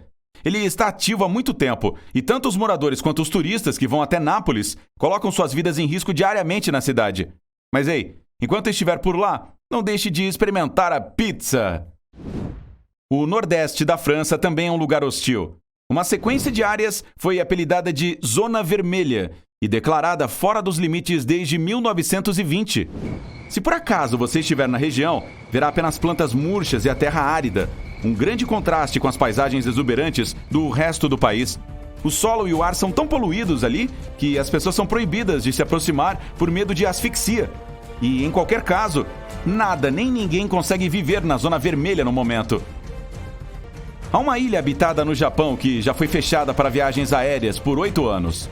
Miyakijima é basicamente um vulcão no qual as pessoas vivem em suas encostas. Ele entra em erupção aproximadamente a cada 20 anos, e a mais recente foi em 2000. Em vez de derramar lava, expele enormes nuvens de gases sulfúricos tóxicos. Ei, não se esqueça da sua máscara. Por falar nisso, no auge da sua atividade, os moradores da ilha tiveram que usar máscaras de gás em todos os momentos. E mesmo anos após a erupção, continuavam carregando-as em caso de necessidade. Ei, eu me identifico com eles. Não muito longe dali, na região de Kamchatka, na Rússia, há um vale incrivelmente lindo no qual você não quer ficar por muito tempo. Ele é sinistramente chamado de Vale da Morte e fica na base de outro vulcão ativo. Quando a montanha solta seus vapores, spoiler, muito frequentemente, os gases tóxicos mais pesados do que o ar descem as encostas e vão direto para o vale. As criaturas menores não têm chance de sobreviver respirando isso tudo, e os animais e humanos maiores teriam dificuldade para sair ilesos. Outro destino mortal de férias é o Estreito de Saltstraumen, na Noruega. Ele parece sereno e belo, e você quase pode sentir um chamado dele para dar um mergulho e se banhar nas suas águas.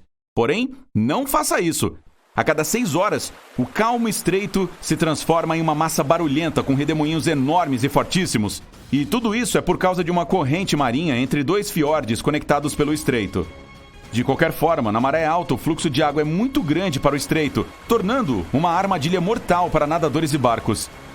Na Bolívia, há uma longa estrada de 72 quilômetros que apenas os mais corajosos se atrevem a percorrer. A rodovia Yungas passa ao longo de uma cordilheira e é uma grande atração para os ciclistas que querem fortes emoções.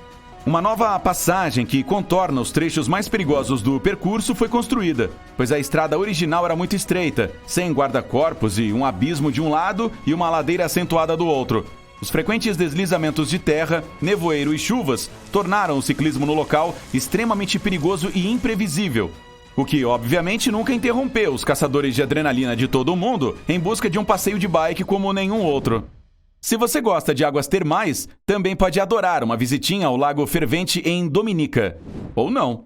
Localizado em um parque nacional, é uma cavidade cheia de água fervente dos rios nas proximidades. E se mantém quente devido às nascentes extremamente quentes de gás tóxico. E os vapores acima da superfície também são tóxicos. O lago atrai turistas, mas chegar muito perto pode ser bem perigoso. Sabe-se que ele rompeu, inundando a área ao redor com nuvens de gás. Alguém aí quer fazer uma visitinha? Alguém? As pessoas param seus carros na estrada, saem deles e olham para cima maravilhadas. Nas cidades, todos saem para as ruas. As varandas e telhados das casas estão cheios de pessoas olhando para a lua chocadas. Ela está vermelha. Algumas pessoas gritam que é o fim do mundo, outras procuram abrigo. De fato, a lua branca de sempre agora parece que foi mergulhada em tinta vermelha. Não há necessidade de ter medo se você vir uma coisa dessas. Pelo contrário, curta a vista, pois você testemunhou um fenômeno astronômico raro. Esse é um eclipse lunar total. Aqui está o Sol. Ele fica no centro do nosso sistema solar. Mercúrio, Vênus e aqui estão a Terra e a Lua. A Terra leva 365 dias para orbitar em torno da estrela. Ao mesmo tempo, a Lua gira em torno da Terra e orbita completamente o nosso planeta em 27 dias. A Terra cria uma zona de sombra e, às vezes, a Lua passa por ela. A sombra é em forma de cone e gradualmente se estreita. A Lua está a 384 mil quilômetros de distância. Isso é como 9 comprimentos da linha do Equador. A essa distância, a largura da sombra é cerca de 2,6 vezes a largura da Lua. Quando a Lua está nessa zona, a luz solar direta não a atinge. Ou seja, ela deveria ter desaparecido, mas em vez disso, fica vermelha. Tudo porque os raios do Sol passam pela atmosfera da Terra. Eles se espalham e a maior parte da luz azul desaparece, mas os raios vermelhos e laranja continuam e atingem a superfície da Lua.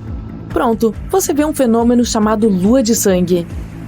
A propósito, essa curvatura da luz ocorre ao pôr do Sol e ao amanhecer. A atmosfera dispersa a luz azul e você vê um céu vermelho e laranja. Se você estivesse na superfície lunar durante um eclipse lunar total, o planeta Terra estaria exatamente entre você e o Sol. Então, você conseguiria observar o eclipse solar. A superfície da Terra ficaria inteiramente escura para você, e tudo o que veria seria a coroa do Sol iluminando as bordas do planeta. A Terra vista da superfície lunar é quase do mesmo tamanho que a Lua vista da superfície da Terra. Esse eclipse vermelho da Lua é raro porque vários fatores devem coincidir. Um deles é que a Lua deve estar cheia. Normalmente, você pode ver 2 eclipses lunares totais por ano. Em 2038, você poderá ver 4 desses eclipses. E o eclipse em si pode durar até 108 minutos. Mas isso é raro, e a última vez que uma lua de sangue tão longa foi vista foi no ano 2000. Muitos anos atrás, as pessoas não sabiam tantos fatos sobre o nosso satélite, e a visão de uma lua vermelha as assustava. Era tipo um mau sinal e um prenúncio de problemas. As pessoas que conheciam o calendário dos eclipses podiam aproveitá-los. Por exemplo, Cristóvão Colombo tinha um almanaque astronômico e sabia quando ocorreria o próximo eclipse lunar. Ele assustou os habitantes das ilhas do Caribe quando previu a lua vermelha. Uma vez, há 4 bilhões e meio de anos atrás, a lua estava uma bola vermelha de lava. Este é o nosso sistema solar. Ele é cheio de poeira e asteroides que estão constantemente se esbarrando, jogando tipo um bilhar espacial. Essa é a Terra. Ela está recém começando a esfriar dos constantes impactos de asteroides e cometas. Mas então, Theia aparece no horizonte. Um planeta do tamanho de Marte. Ele tinha uma órbita caótica e se aproximava da Terra em espiral. O choque foi inevitável e, a certa altura, ocorreu uma das maiores colisões do nosso sistema solar. O planeta Theia atingiu a Terra em um ângulo que arrancou parte da crosta terrestre e a arremessou no espaço. A Terra, por sua vez, absorveu parte do planeta que a colidiu. Os destroços do choque a circularam por um longo tempo em uma espécie de anel, quase como os de Saturno. Os detritos em órbita colidiram e se amontoaram em torno de um centro de gravidade comum. E foi assim que surgiu a nossa Lua. Existe uma teoria de que essa colisão ajudou a dar origem à vida no nosso planeta. Theia atingiu a Terra em um ângulo perfeito. Se o acidente tivesse sido frontal, ambos os planetas provavelmente teriam sido destruídos em uma explosão gigantesca. Se o impacto tivesse sido tangencial, não haveria detritos suficientes na órbita da Terra para formar a Lua. Mas tiramos o bilhete premiado. A Lua estabilizou a rotação da Terra. A colisão destruiu a crosta sólida do planeta e permitiu a formação de oceanos. Lembra, a água é a base da vida. Quando os núcleos da Terra e de Theia se fundiram, obtivemos uma poderosa magnetosfera. Ela protege todos os organismos vivos da radiação solar. A Lua, juntamente com o Sol, controla as marés. A gravidade dela parece atrair a água da superfície da Terra. O Sol faz a mesma coisa. Ou seja, se imaginarmos a Terra como uma bola de água, haveria duas montanhas, uma do lado da Lua e outra do lado do Sol. E à medida que a Lua se move ao redor da Terra, essa montanha de água se move com ela. Se você estivesse em mar aberto com uma trena, veria que a Lua atrai a água para si em torno de 10 a 15 centímetros. A Lua está gravitacionalmente presa com a Terra. É por isso que ela está sempre voltada para nós com um lado, como o Mercúrio e o Sol. Mas a Lua não fica parada. Ela está gradualmente se afastando do nosso planeta, cerca de 4 centímetros por ano. Não logo, mas em cerca de 600 milhões de anos, ela terá diminuído tanto no nosso céu que não conseguiremos mais ver eclipses lunares. Você vê essa cratera? É Tycho. Ela é visível durante a lua cheia por causa desses raios brilhantes que se estendem a milhares de quilômetros do epicentro dela. Essa é a cratera mais jovem da Lua. Os cientistas dizem que ela apareceu lá devido ao impacto de um meteorito há cerca de 109 milhões de anos. Naquela época, os dinossauros estavam vagando pela superfície do nosso planeta e podem ter visto o impacto. Provavelmente, ele foi acompanhado de uma grande explosão e parecia uma saudação no céu noturno. A humanidade adora explorar a Lua. Enviamos um monte de missões para lá. Um total de 12 pessoas puseram os pés na superfície lunar. A força gravitacional lá é 6 vezes menor do que na Terra. Portanto, se uma pessoa no nosso planeta pesa em média 80 quilos, na superfície da Lua a balança mostraria apenas 13 quilos, como o peso de um cachorro médio. É por isso que os astronautas se moviam, pulavam e caíam de maneira tão estranha lá. E você seria 6 vezes mais forte na superfície da Lua. Aqui na Terra, uma pessoa em média consegue levantar cerca de 60 quilos. Mas na Lua, você conseguiria erguer uma motocicleta grande ou um urso cinzento. A superfície lunar é coberta com regolito, que é a poeira lunar que cobre o solo. Essa poeira é boa para preservar as pegadas. Aqui está a pegada mais famosa, que deu origem a muitas teorias malucas. Essa é a pegada, e aqui está o sapato que a deixou. Mas o sapato é completamente plano. Isso é explicado de forma simples. Os astronautas usavam botas extras para caminhar na superfície lunar, que tem exatamente o tipo de sola que deixou essas marcas. Além das pegadas, deixamos muitos objetos fascinantes na Lua. Vários astromóveis lunares, uma bola de golfe, bandeiras e resíduos humanos. Há também muitos satélites estragados e partes de foguetes. Ao todo, cerca de 187 mil quilos de objetos feitos pelo homem estão lá. Esse é o peso de 3 aviões de passageiros, ou 31 elefantes adultos. No futuro, planejamos retomar as missões à Lua. Novas sondas irão explorar a superfície do nosso satélite para encontrar recursos naturais lá. Ela também é um ótimo lugar para testar novos astromóveis.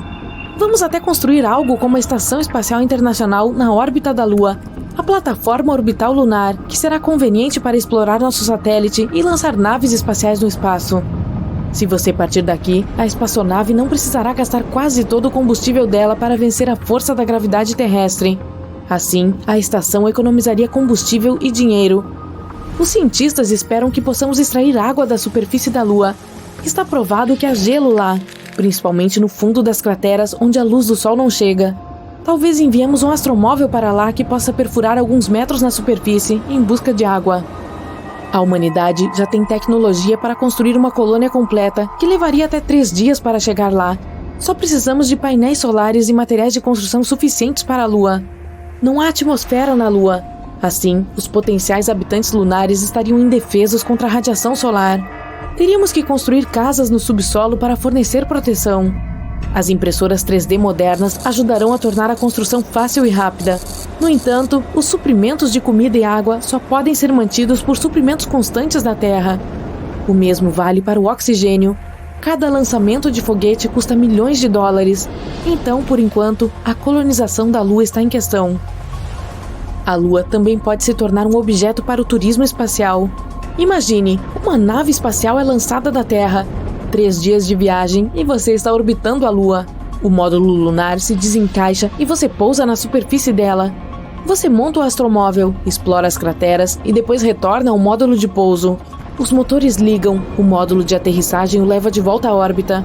Você atraca com a nave e retorna à Terra. Parecem ótimos planos para uma semana de férias. Em uma situação infeliz, quando você corre o risco de se deparar com um dos muitos animais perigosos, a última coisa com a qual você quer se preocupar é não poder vê-los. Vamos dar uma olhada em alguns desses caçadores sorrateiros que dominaram a arte de camuflagem. Cobras certamente têm a capacidade de picá-lo muito antes de você saber que há uma por perto. E uau, elas gostam de nos picar. Estima-se que 4,5 milhões de pessoas sejam picadas por cobras a cada ano. Infelizmente, para os seres humanos, a cobra com a maior produção de veneno, que é a quantidade de veneno mantida nas glândulas de veneno de cada vez, também é muito sorrateira. Permita-me apresentá-la, a víbora do Gabão. Não, mantenha a distância. Essa espécie de cobra pode ser encontrada nas florestas subtropicais e savanas da África Ocidental, incluindo a Costa do Marfim, Gana, Guiné, Libéria, Serra Leoa e Togo. E são muitas cobras. Elas normalmente atingem um comprimento máximo de cerca de 1 a 2 metros e podem pesar de 9 a 11 quilos. Isso torna a víbora do Gabão uma das maiores e mais pesadas víboras. Não estou apenas dizendo isso pelo efeito dramático, mas a espécie também tem as maiores presas dentre as cobras venenosas. Elas geralmente têm 5 centímetros de comprimento ou mais e se dobram contra o céu da boca da cobra quando não estão em uso. Eu fiz a víbora do Gabão soar aterrorizante? Se não conseguir fazer isso, agora pode ser um bom momento para que você saiba que a criatura tem escamas ampliadas no nariz que se parecem com um par de chifres, só para acompanhar sua cabeça triangular larga e pupilas de fenda vertical. Como um animal de emboscada, a criatura gosta de aproveitar ao máximo suas escamas manchadas cinza-acastanhadas. Bitis gabonica é um nome científico verdadeiro, e não uma piada.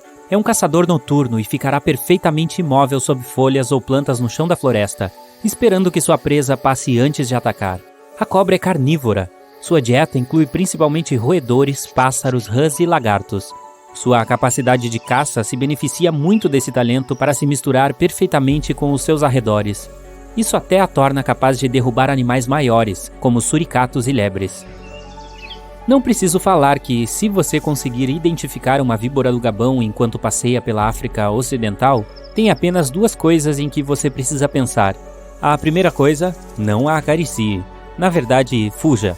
Embora se movam lentamente, essas cobras têm uma das picadas mais rápidas, e sua cabeça pode se mover entre 280 e 320 km por hora durante um ataque. E a segunda coisa é que talvez você não deva contratar alguém para andar à sua frente por precaução. Felizmente, porém, picadas dessas criaturas são muito raras, pois a víbora do Gabão é muito mais calma do que outras cobras perigosas, como a surucucu ou a mamba negra. Isso não significa que você não deva ter cuidado. Uma picada muitas vezes acontece quando um pé humano acidentalmente pisa na criatura, porque, como sabemos agora, elas não são a coisa mais fácil de ver. Para os azarados que são picados, é muito sério.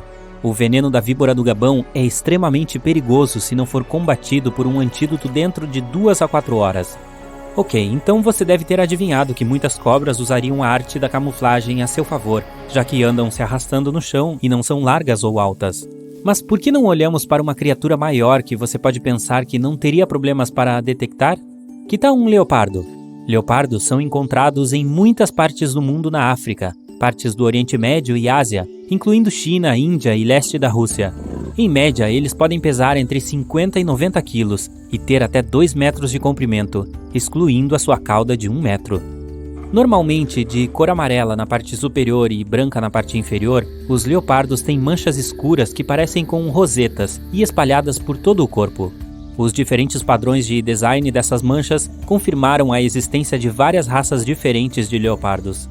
Os leopardos pretos são perfeitamente equipados para perseguir outros animais durante a noite enquanto se espreitam pelas sombras, graças ao seu casaco de pele completamente preto.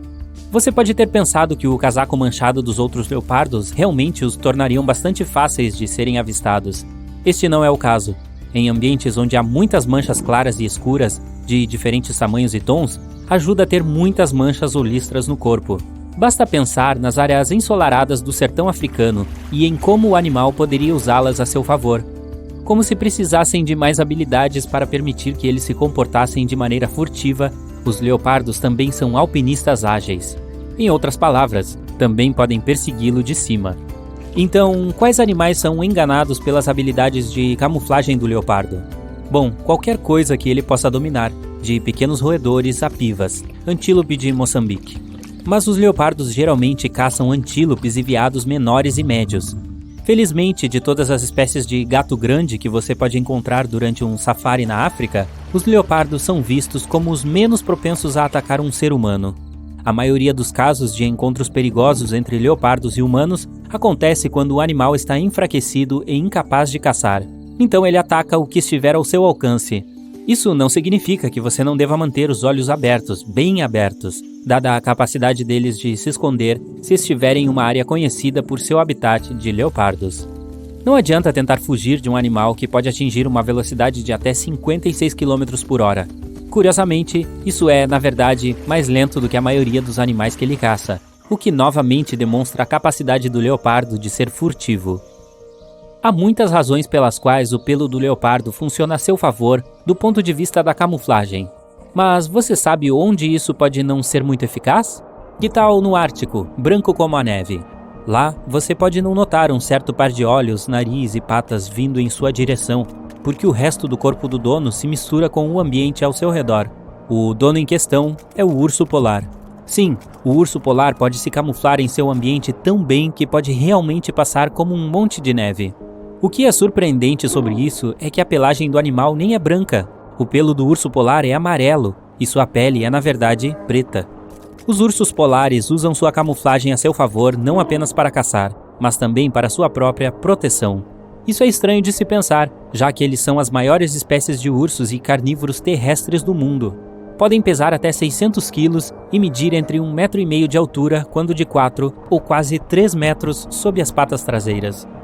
Apesar de ser difícil de detectar devido aos seus pelos, é a arte da paciência que o urso polar prefere usar ao procurar comida. Um método comum de caça usado pelo urso é simplesmente ficar perfeitamente quieto perto do orifício respiratório de uma foca, e muitas vezes não apenas por horas, mas sim por dias. Às vezes essa paciência não é recompensada, e mesmo quando uma foca surge para respirar, seu corpo escorregadio significa que, em média, os ursos polares pegam apenas uma em cada 5 focas que encontram. Bom, não há nada de errado em fazer as coisas com as suas próprias mãos, ou, neste caso, patas. Ursos polares são nadadores muito capazes e também podem caçar na água. Eles podem atingir uma velocidade de 10 km por hora remando com as patas dianteiras e segurando as patas traseiras planas como um leme. O formato das suas patas os ajuda a nadar. Eles normalmente são capazes de prender a respiração debaixo d'água por até 30 segundos. Felizmente, interações entre ursos polares e humanos são muito raras. Entre 1870 e 2014, houve apenas 73 encontros perigosos documentados entre as duas espécies. Assim como acontece com leopardos e víboras de Gabão, teríamos que nos esforçar para encontrar um. O problema é que há uma boa chance de eles nos encontrarem primeiro. Às vezes, as criaturas nem usam a arte da camuflagem. Elas são tão pequenas que você não consegue vê-las. Este é o caso de uma espécie de água-viva conhecida como maloking. Esta criatura normalmente atinge só 3 centímetros de tamanho. Você pode compará-la ao tamanho de uma unha de dedão humana. Imagine estar debaixo do oceano e tentar encontrar algo tão pequeno. A maloking tem 4 tentáculos cercados por tecido, assemelhando a um halo. Você pode encontrar essa água-viva principalmente em águas australianas. A criatura realmente recebeu este nome de um infeliz encontro com um turista americano chamado Robert King, que estava visitando a Austrália, foi nadar e acabou morto, eu acho. Embora você possa pensar que as águas-vivas flutuem sem rumo no oceano o dia todo, a maioria delas são, na verdade, caçadoras ativas, e a Maloking não é diferente. Essa criatura até tem olhos equipados com lentes, córneas e retinas, o que permite que essa água-viva veja imagens reais, em vez de apenas dizer a diferença entre áreas claras e escuras. Apesar de ser tão pequena, a Maloking é extremamente venenosa, como parece que o pobre Sr. King descobriu. Após o contato, ela atira seu veneno na corrente sanguínea de outros animais através de suas células pungentes semelhantes a dardos localizadas dentro dos tentáculos. Felizmente, a Maloking não busca interação com as pessoas. No entanto, estima-se que 150 milhões de pessoas sejam picadas por todos os tipos de águas-vivas todos os anos. Portanto, é sempre melhor ficar de olho quando estiver debaixo d'água. Ah, lindo! Você está andando com seu amigo e olha para o céu. O sol parece um pouco diferente hoje, como se tivesse algum tipo de anel ao redor, tipo um arco-íris. Olhe para isso! Seu amigo puxa a cabeça para fora do telefone. Você não deve olhar diretamente para o... Pare tudo, diz ele. É um halo solar. Precisamos encontrar abrigo agora, a menos que você tenha o maior guarda-chuva do mundo com você. Um halo solar é o sinal da natureza da iminência de uma tempestade de neve ou chuva. É causado por nuvens feitas de zilhões de pequenos cristais de gelo. A luz do sol, ao passar por esses cristais, se divide e refrata, como quando há um arco-íris. No entanto, não olhe diretamente para esse fenômeno. Vai ser tentador, porque não é algo que você vê todos os dias, além de ser muito bonito. Mas a luz ultravioleta pode queimar o tecido exposto da sua retina e causar sérios danos. Então, não vale a pena, a não ser que você pegue seus óculos de sol, daí tudo bem. Esse fenômeno dura cerca de 40 minutos. Essas nuvens são as mesmas que às vezes podem causar um anel assustador ao redor da lua à noite. Em junho de 2020, o que as pessoas viram no céu foi uma nuvem bigorna, uma rara formação de tempestade. Se forma quando fortes correntes de ar transportam vapor de água para cima. O ar se expande e se espalha ao atingir o fundo da estratosfera. Ele empurra a nuvem densa, criando o formato de bigorna legal que você vê, e às vezes até chega a ser um cogumelo. Nuvens bigorna produzem alguns dos raios mais perigosos de todas as tempestades, literalmente um raio em céu aberto. Esse relâmpago parece sair magicamente do céu azul com a tempestade a muitos quilômetros de distância. Ele vem do topo da bigorna e pode ser 10 vezes mais poderoso do que um relâmpago normal. As pessoas ficaram tão assustadas após testemunhar uma nuvem gigante que pensaram que algo terrível deveria estar acontecendo. Os moradores inundaram mídias sociais de fotos antes que as autoridades pudessem explicar o que estava acontecendo. As autoridades conseguiram acalmar o medo de todos, informando que não era nada mais do que um fenômeno natural e bonito. Antes de se dissiparem, essas nuvens normalmente ficam em uma área, independentemente da força do vento. Se você olhar para a costa oeste da França, verá a Ilha de Ré. Graças às suas belas águas azuis, praias de areia limpa e faróis deslumbrantes, esse lugar é um local de férias muito popular. Mas talvez a parte mais legal da Ilha de Ré seja o que você vê logo além da costa, ondas quadradas. Este estranho padrão de ondas parece um tabuleiro de xadrez gigante sobre o oceano. Muitos visitantes da ilha ficam cativados por essas ondas e vão para lugares altos como faróis próximos para tirar fotos desse fenômeno natural. Dizem que, ao olhar para esses padrões quadrados na água, é quase como se houvesse algum tipo de grade de metal abaixo da superfície. E enquanto esses padrões de ondas são realmente fascinantes, as pessoas que escolhem apreciá-los de longe estão fazendo certo. Elas sabem que devem ficar fora da água. Para entender como essas ondas quadradas surgem, é preciso primeiro saber como as ondas ocorrem. Geralmente, elas podem viajar muitos quilômetros sobre a superfície da água, dependendo dos ventos locais e do clima. E mesmo nos dias em que o tempo parece um pouco calmo, as tempestades localizadas em outros lugares podem enviar ondas que afetam as águas calmas ao redor. Quando as ondas viajam para as margens de terras distantes, são chamadas de swells. Isso é diferente de uma onda que ocorre a partir do vento local. Quando duas swells, vindas de direções opostas, se encontram, é conhecido como cross-sea, ou mar cruzado. Isso é o que gera essas ondas quadradas que você vê perto da Ilha de Ré. Embora essas ondas sejam uma das razões que levam turistas para essa ilha, eles ainda podem esperar desfrutar de águas calmas e relaxantes na maior parte do tempo. O cross-sea ocorre apenas durante certas épocas do ano em clima específico.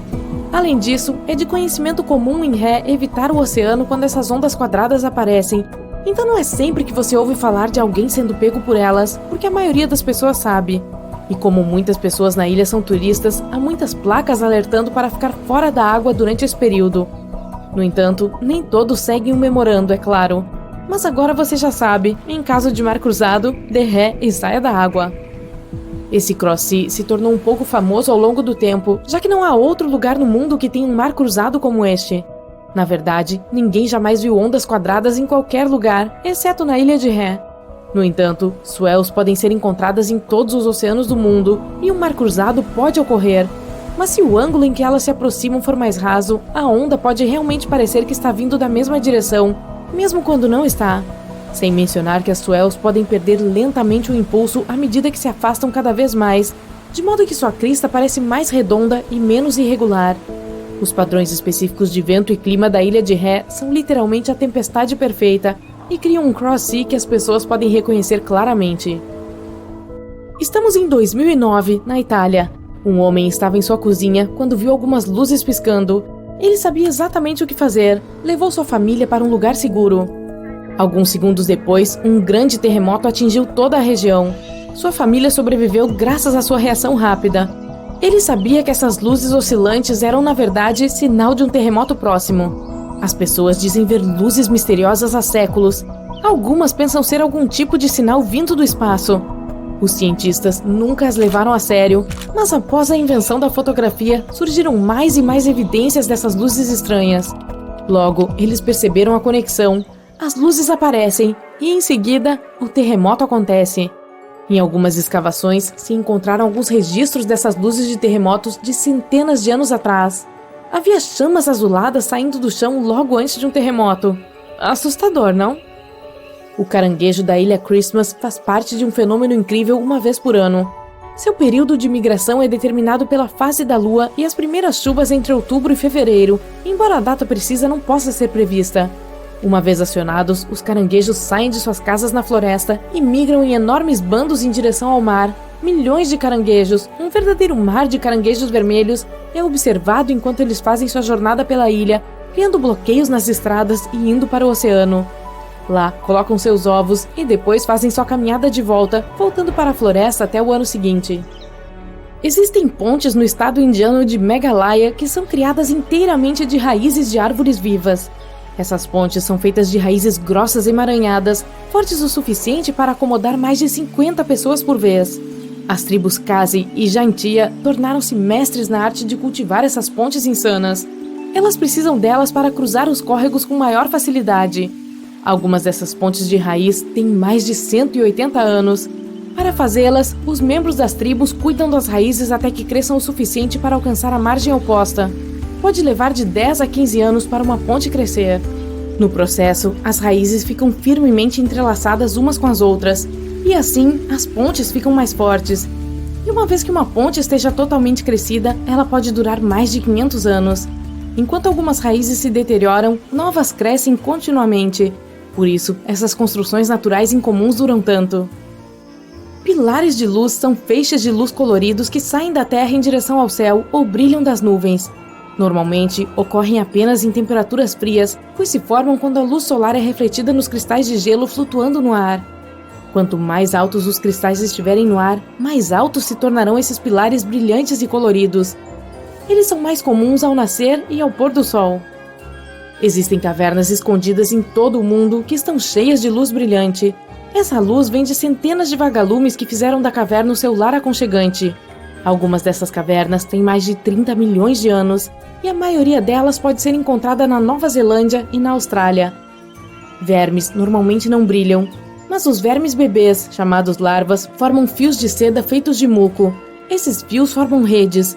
São essas redes que podem iluminar toda a caverna. Seu objetivo é atrair moscas e outros insetos saborosos para os vagalumes se deliciarem. As árvores arco-íris são 100% reais.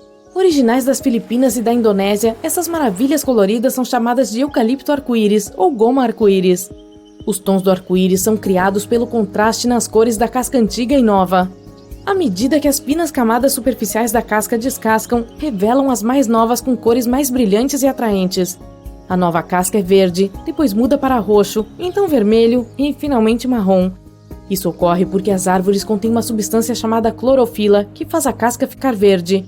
À medida que cada camada de casca envelhece, perde clorofila e lentamente muda de cor. A Lua, nossa pequena companheira, nossa única amiga no espaço grande, escuro e frio. Não é de se surpreender que quaisquer eventos relacionados a ela, como eclipses solares ou lunares, nos deixem animados. Mas que tal a Lua Negra, a Lua Azul, a Superlua? Você já ouviu falar desses eventos? Bom, deixe-me falar sobre eles e como se pode observá-los. Preparem seus calendários.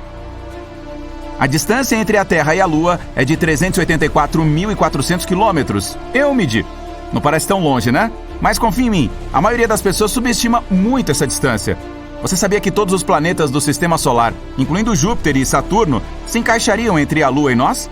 Eu mesmo não consigo acreditar. A Lua tem acoplamento de maré com a Terra. É por isso que está sempre com o mesmo lado virado para nós. Existem algumas fases em um ciclo lunar. A Lua Nova é a primeira fase. O Sol ilumina o lado invisível do nosso satélite. Então, não podemos ver a Lua. É quase invisível no céu. A Lua crescente é o crescimento gradual da parte iluminada. A Lua cheia é a fase durante a qual o Sol ilumina completamente o lado visível. A Lua minguante é um declínio gradual da parte iluminada. E, por fim, outra Lua Nova. E todo o ciclo começa de novo. Um ciclo lunar tem 29 dias e meio, então leva cerca de um mês se não estivermos falando de fevereiro. Mas por que estou falando tudo isso? Assim você pode entender melhor a Lua Negra, um evento astronômico raro que acontece uma vez a cada 29 meses, ou 2 anos e meio. Este termo não existe na astronomia, pois foi dado por astrólogos. Não é oficial e tem vários significados. Lua Negra pode significar a segunda lua nova em um mês. Normalmente, há apenas uma lua nova por mês, então ter duas é um fenômeno raro. Isso é causado por uma ligeira discrepância entre o ciclo lunar e o anual da Terra, algo como anos bissextos. A Lua Negra também pode significar outra coisa. Por exemplo, geralmente, há apenas 3 luas novas para uma estação. Basicamente, uma nova lua a cada 30 dias. No entanto, se houver 4, Lua Negra significa a terceira. Há também alguns significados menos populares. Por exemplo, é o que as pessoas chamam de fevereiro sem lua nova ou cheia. Isso acontece mais ou menos uma vez a cada 19 anos. Mas o que há de tão especial nisso? O satélite está totalmente escondido no céu durante uma lua nova normal. Mas durante uma lua negra, você poderá ver sua silhueta escura. É preciso escolher um bom lugar sem as luzes da cidade. Se você mora em uma cidade grande, dificilmente poderá vê-la sem um telescópio. Além disso, como o céu fica preto durante esse fenômeno, você poderá ver diferentes constelações que estavam escondidas antes, assim como Júpiter e Vênus. A última vez que isso aconteceu foi em 30 de abril de 2022. O fenômeno pôde ser observado na maior parte dos Estados Unidos, exceto nas áreas do Pacífico, Alasca ou Havaí. Aloha! Sim, infelizmente, se esta é a primeira vez que você ouve falar sobre a Lua Negra, você já perdeu. Agora terá que esperar mais 2 anos e meio. A próxima Lua Negra acontecerá em setembro de 2024, por definição padrão, e em 19 de maio de 2023, por definição sazonal. Mas não se preocupe, você sempre pode ver outro evento astronômico. Era uma vez uma lua azul. Não estou tirando sarro da sua cara. Estou falando sério. Você ainda pode ver a lua azul. Bom, não literalmente, é claro. A lua não vai ficar azul. Isso é exatamente o que os astrólogos chamam de segunda lua cheia em um mês. As luas negra e azul são semelhantes por definição, mas na verdade elas são o oposto uma da outra. Se a lua negra é uma segunda lua nova rara em um mês, a lua azul é uma rara segunda lua cheia. Ambas também acontecem a cada 29 meses. Não é tão raro assim, certo? Meio irônico que esse evento tenha sido chamado de Lua Azul. O folclorista Philip Hitchcock assumiu que o significado do calendário do termo Blue Moon, ou Lua Azul, foi inventado pela primeira vez pelo Almanaque dos Agricultores do Maine em 1937. Outro evento astronômico interessante é chamado de Superlua. Estoque telescópios e procure algumas colinas, porque você verá uma lua excepcionalmente brilhante e grande, como aqui só vemos nos filmes. O que exatamente significa uma superlua? Veja, a Lua não gira em torno da Terra em uma órbita circular. Sua órbita é elíptica, e o lugar onde fica mais próximo da Terra é chamado de perigeu. Uma superlua é um fenômeno que ocorre quando a lua cheia coincide com o perigeu.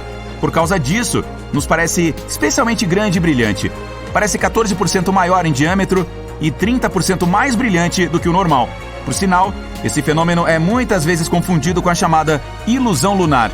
Durante a ilusão lunar, a Lua está abaixo do horizonte e, visualmente, parece maior em tamanho. Das 12 ou 13 luas cheias em um ano, 3 ou 4 são superluas, mas a maioria delas não é muito significativa. Você provavelmente não verá nenhuma diferença. As mais interessantes são as raras e grandes superluas. Durante elas, a Lua realmente se torna grande. A última grande superlua ocorreu em 2016. Infelizmente, superluas em larga escala são raras e ocorrem cerca de uma vez a cada 18 anos. A próxima acontecerá apenas em 2034, mas podemos observar superluas menores com bastante frequência. Em 2022, elas ocorreram nos dias 14 de junho e 16 de julho. Há também um fenômeno oposto chamado microlua. Você provavelmente já adivinhou o que isso significa. Ele acontece quando a lua cheia está em seu ponto mais distante da Terra. Este ponto é chamado de apogeu. Ocorreu uma microlua em 2022, no dia 29 de junho. Em 2023, poderemos observá-la em 7 de janeiro, 5 de fevereiro e 16 de agosto. Claro, você não precisa acompanhar cada um desses eventos.